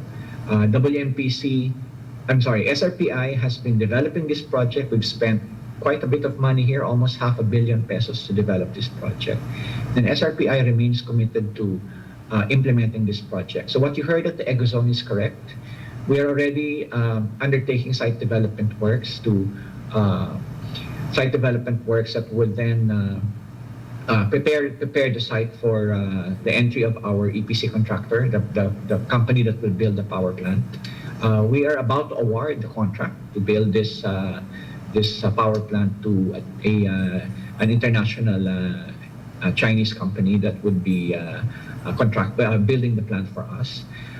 We are now trying also to iron out and thresh out all the remaining issues that we have with ZAMCELCO and Crown. This is happening as we speak. No? There are ongoing discussions on how Alsons, SRPI, WMPC, Crown, and ZAMCELCO will cooperate to move all of these projects forward.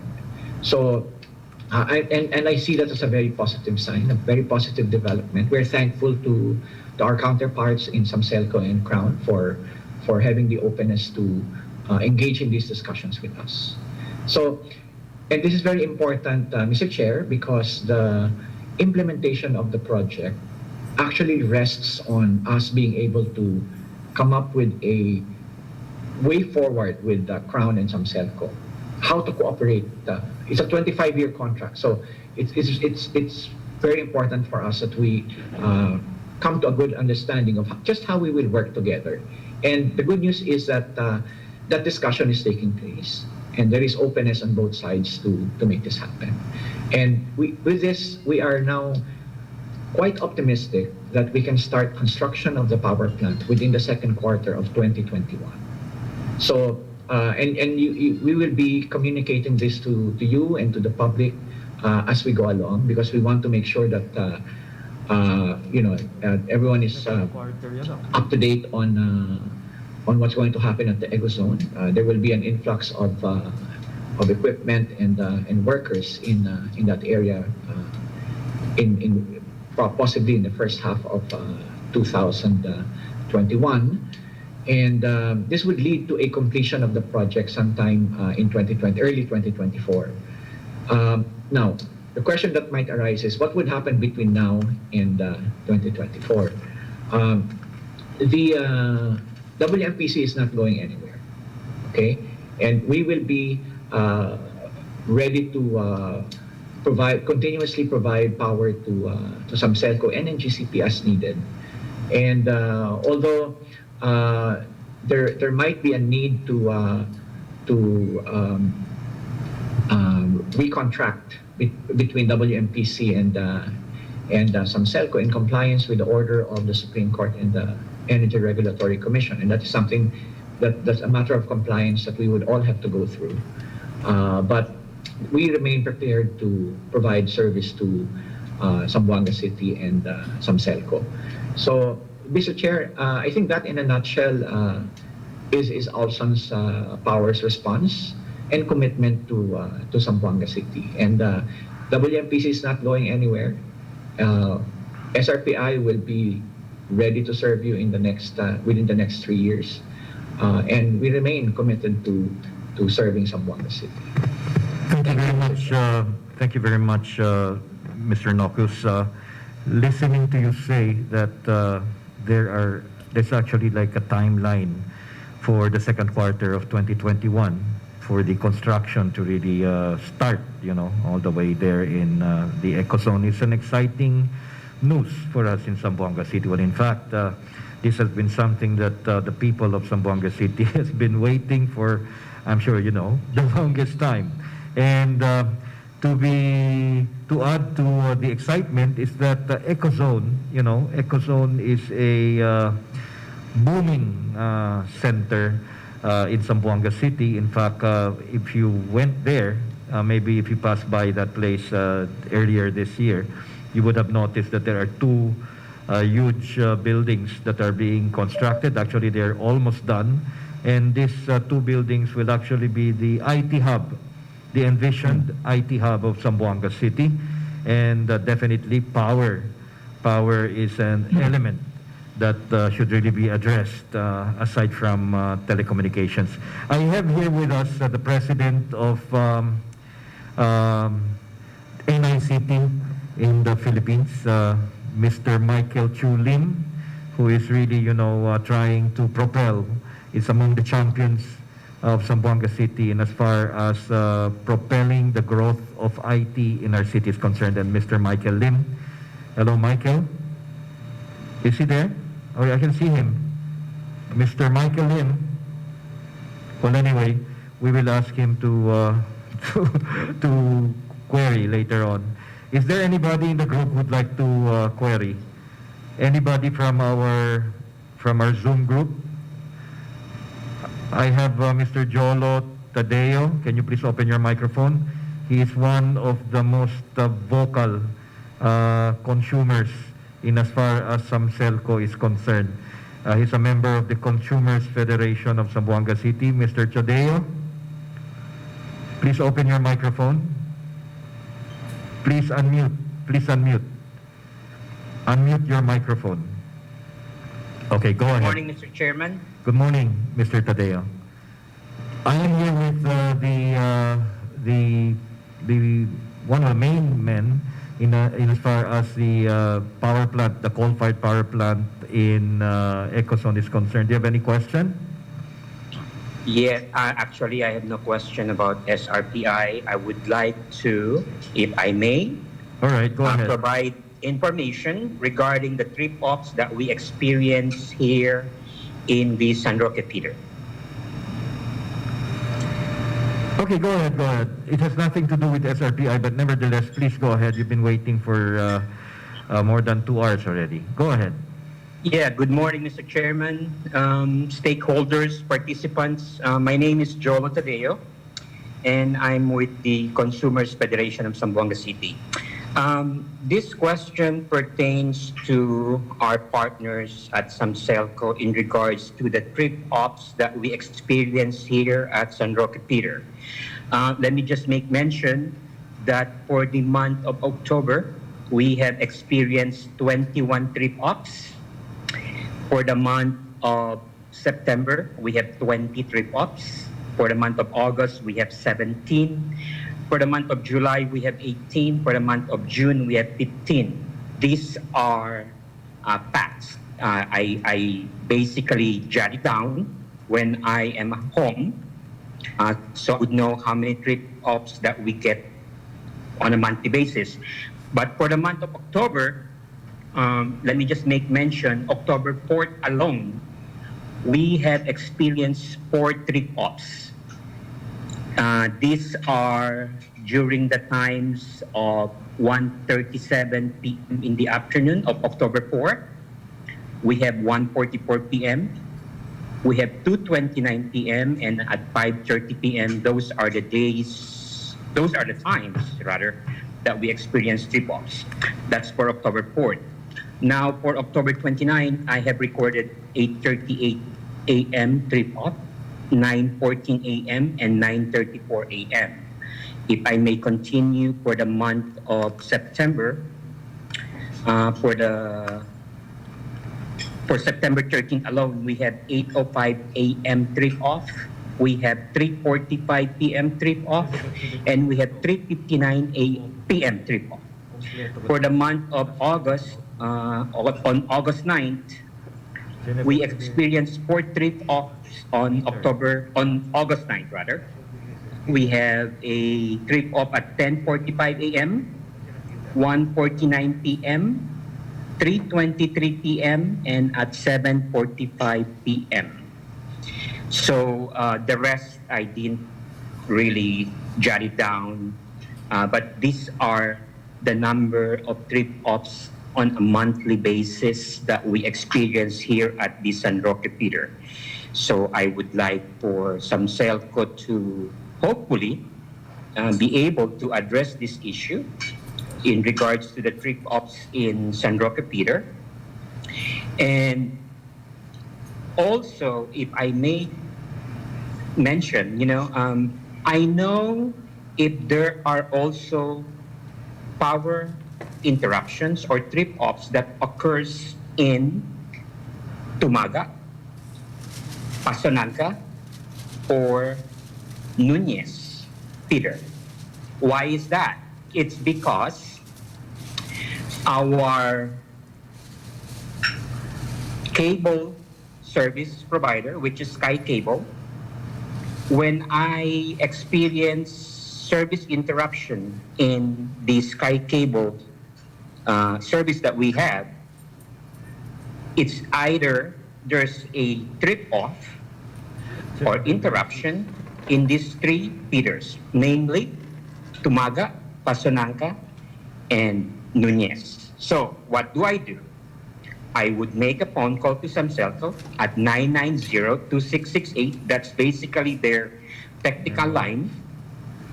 So they would confirm to me that there's a trip off at Tumaga. That's why we lost our cable service. But nonetheless, I would know if trip offs is occurring in the city of Zamboanga because, I made mention earlier that Sky Cable, our line, for some reason, which is kind of, odd, it's connected to Tumaga Peter, Pasonanca Peter, and, of course, they're at Nunez, so their satellite is there. So when there's a power interruption of trip offs in this particular feeders, I know that the on and off, or what we call apagasindi, still occurs in the city of Zamboanga.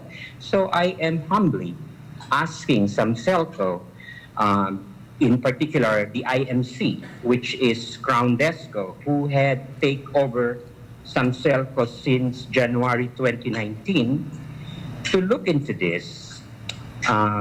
So hopefully we the people of Zamboanga won't have to experience this from time immemorial. So what do I want to see for our power supply in Zamboanga?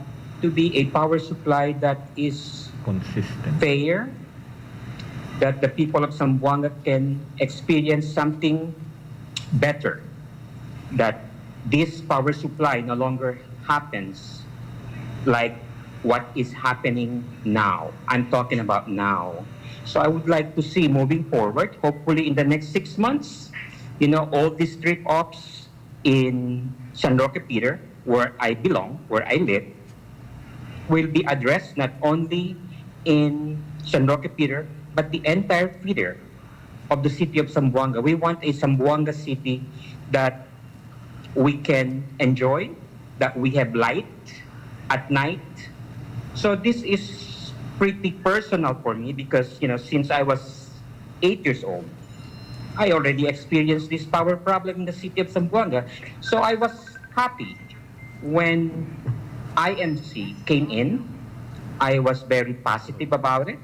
I was waiting for 6 months to a year to see improvements, from these trip offs in the city of Zamboanga, but I haven't seen anything. So I didn't come here to disrespect anybody, but I am here to bring awareness that this power interruption, or what you call trip-offs, is still happening in the city of Zamboanga. And to make mention, my Sony TV, when I turn it on, when I first turn it on, it gives me half a picture until after 5 minutes, it gives me a full picture of the television. But those are the experience that I have seen, and we all have experienced it. But nonetheless, I didn't come here to be disrespectful of anybody, but I want to bring awareness, because at one point in 2014, I had an audience with the city mayor about this power interruption that's happening in the city of Zamboanga. So with that, I would like to thank the honorable chairman for allowing me or having me in this Zoom meeting, and I'd like to thank ZAMCELCO for coming into this meeting as well, and all the stakeholders. So with that, thank you so very much. Yes, If thank you there's very anybody much. who would like to ask me a question about this information that I made mention, please feel free to do so. Thank you. Thank you very much, Mr. Jolo Tadeo. Actually, Mr. Tadeo is somebody who is not like most of us. He's one person who would make sure to take down all the trip-offs when there's a blackout, when the power surges, when the power drops. He has a record, and practically every week he reports to me. He tells me, this is what happened last week, this is what happened this week. That's the reason why I invited him, because he's a member of the Consumers Federation. Anyway, any reaction? Do you have any reaction from ZAMCELCO, being our distributor? Engineer Chu, do you want to react to Mr. Jolo's statements? Good afternoon, Mr. Chairman. This is Henry Virola of the Crown Investment. I'm with Hi, good afternoon. General Manager Chu. Good morning. May I be recognized and be allowed to respond to Mr. Yes, can you please state your name again, sir? Can you please state your name and position? I'm Henry Virola. I'm the Chief Management Officer of Crown Investment, and we are here together with General Manager Chu at the ZAMCELCO boardroom. Yes, you are recognized. Thank you very much. Thank you, Mr. Chair. We recognize the concerns and issues brought upon by Mr. Tadeo. As we presented earlier, General Manager Chu presented to the group the per feeder, the number of fluctuations and occurrences, and as confirmed also by NGCP in their presentation also, while there are still several fluctuations, there have been remarkable improvements, but not as what we want it ideally. But sir, rest be assured that we are exhausting all our efforts. In fact, we have increased our personnel as well as the logistics, services, vehicles. We have acquired several brand new vehicles as well as cranes in order to increase our presence as far as responding to all the concerns of our constituents here in Zamboanga City. And again, in our presentation, we have enumerated other programs that will hopefully address the issues. Again, it's not only in ZAMCELCO.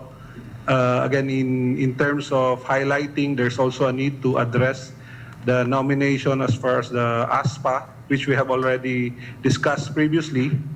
But rest assured, Mr. Tadeo, that we will address all these issues. In fact, after this meeting, we will coordinate with you personally in order to ensure that the areas that you have mentioned are properly monitored, and if it is needed that our company as well as together with General Manager Chu will personally coordinate with you in order to address all the issues that you have. That is all, Mr. Chair.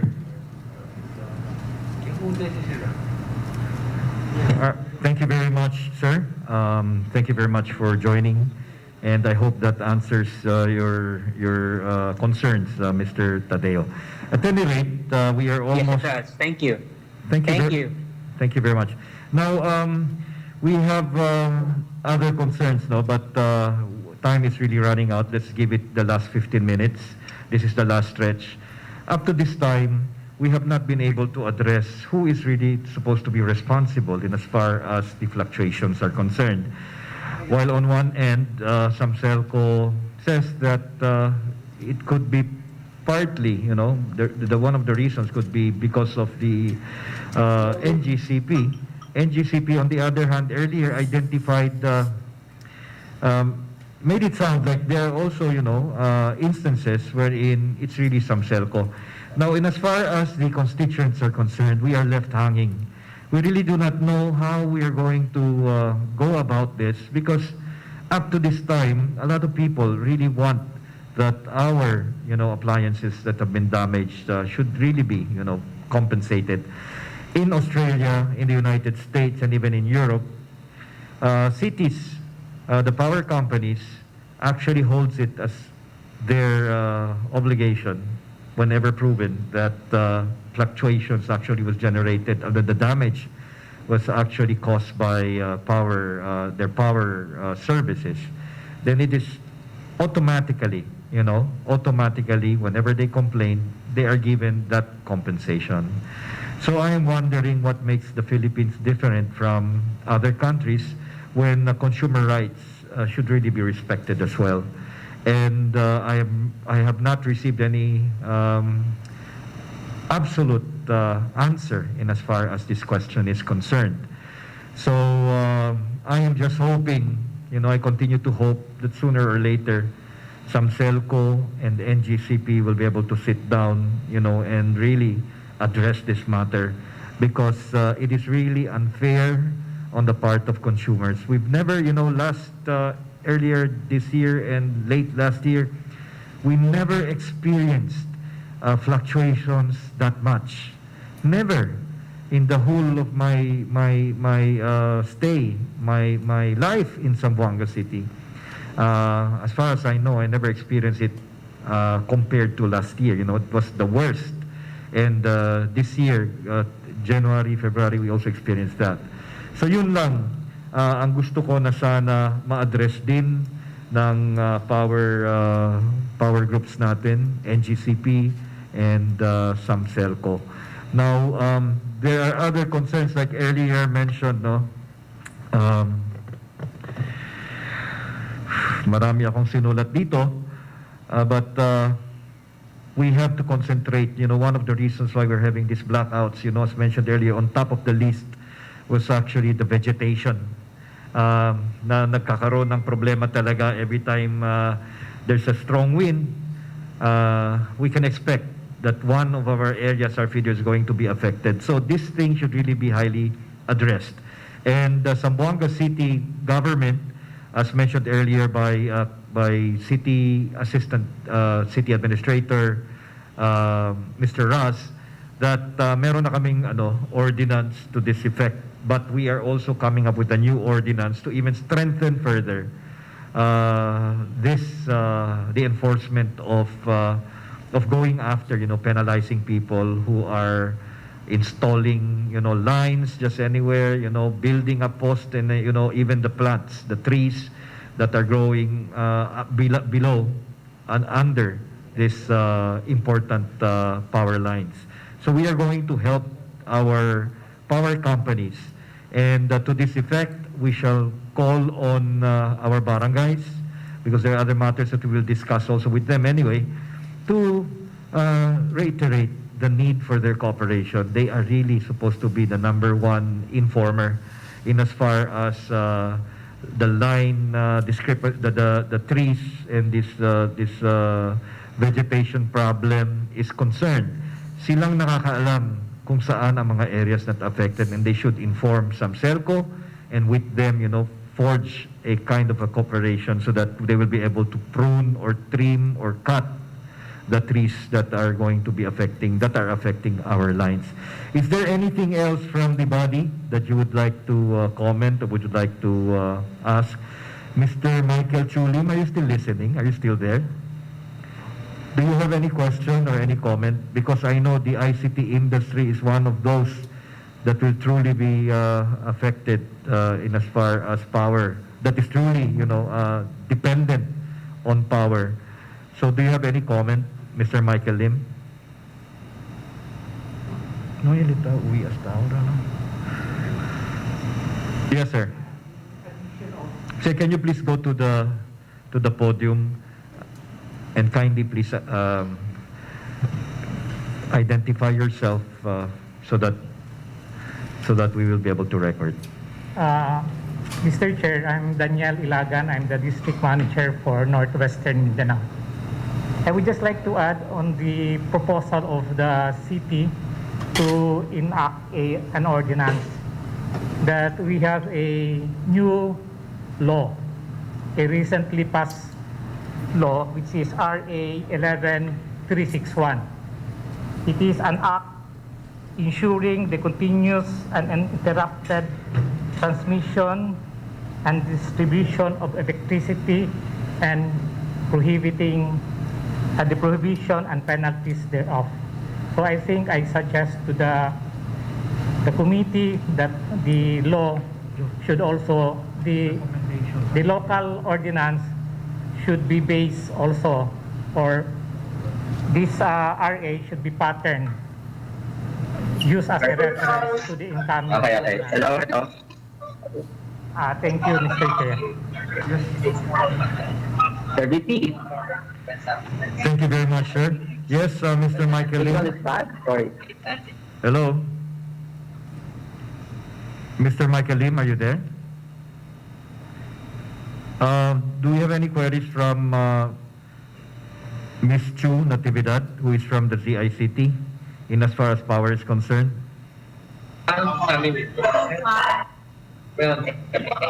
Hello? Yes, Chairman VP. No questions so far. Thank All right. I hope you're getting all the information that are being presented to us by our stakeholders. Mr. Michael Lim, do you have any question? Nahuhold yung ano mo. At any rate, it's already 12:15. We want to thank you for coming. I've had, what I can say is that I've heard from NGCP, I've heard from ZAMCELCO, that in fact they're really working to improve the services that are being, that are being enjoyed by the people in Zamboanga City as consumers. But the thing is, we need to, perhaps what I can say is that we should work harder to improve and work faster. Because 2021 is coming. 2021, with the pandemic, Zamboanga City has to be, really ready to attract more investors to come to our city for our economy. And the stability of power, consistent power, is really very important.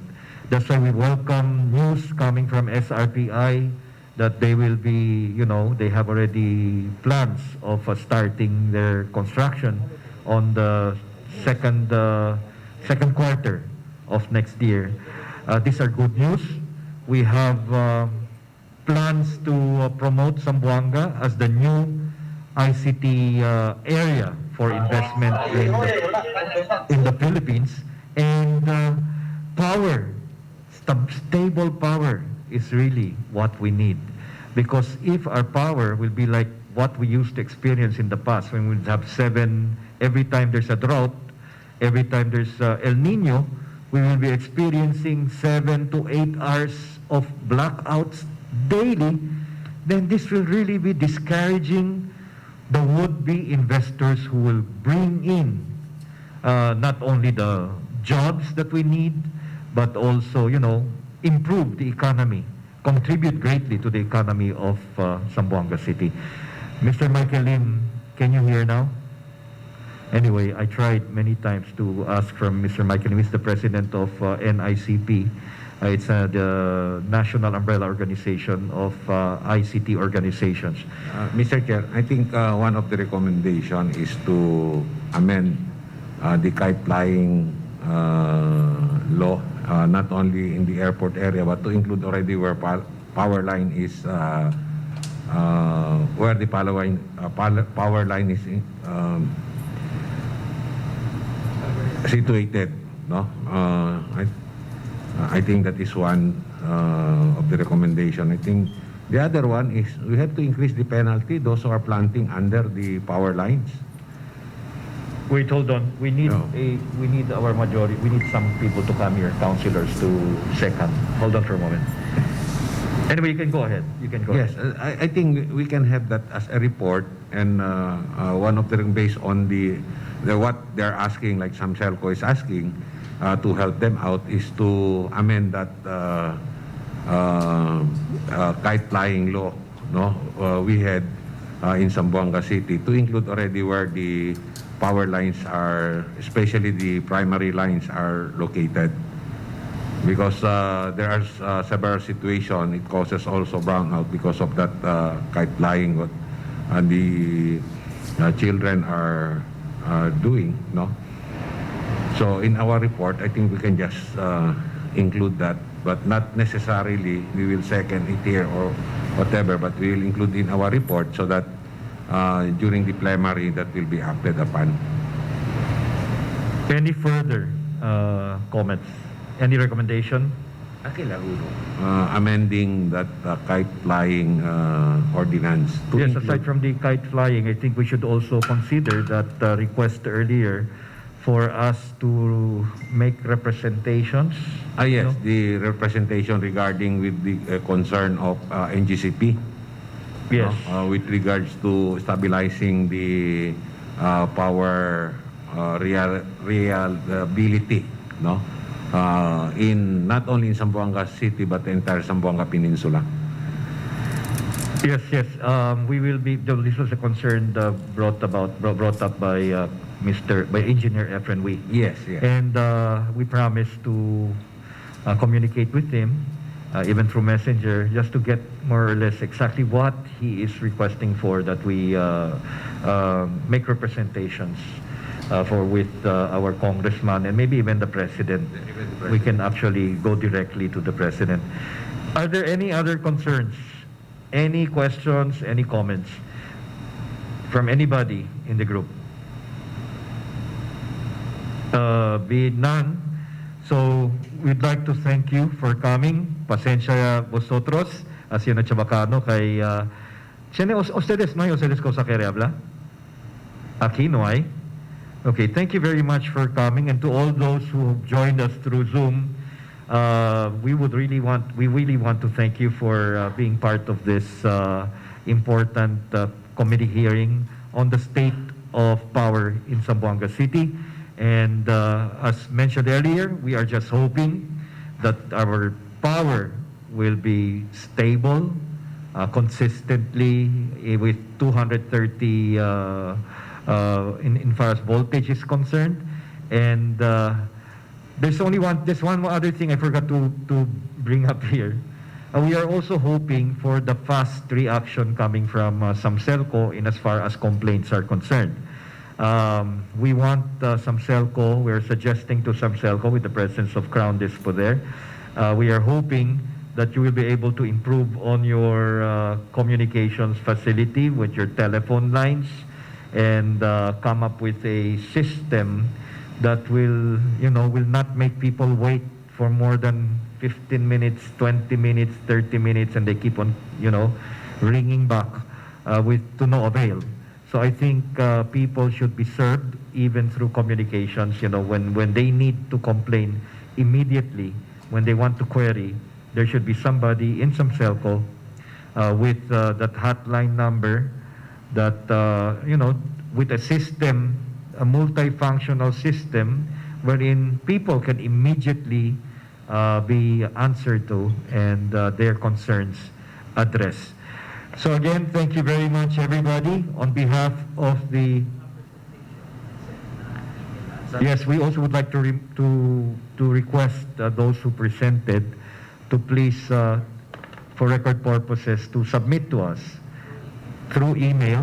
What is our email? Anyway, you're going to communicate with them.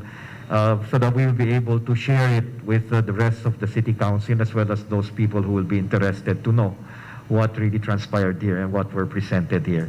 So on behalf of the Committee on Energy and the Utilities, with Councilor Bong Atilano here, this is Councilor VP Elago. We thank you all for coming. This committee hearing on the state of power in Zamboanga City is now adjourned.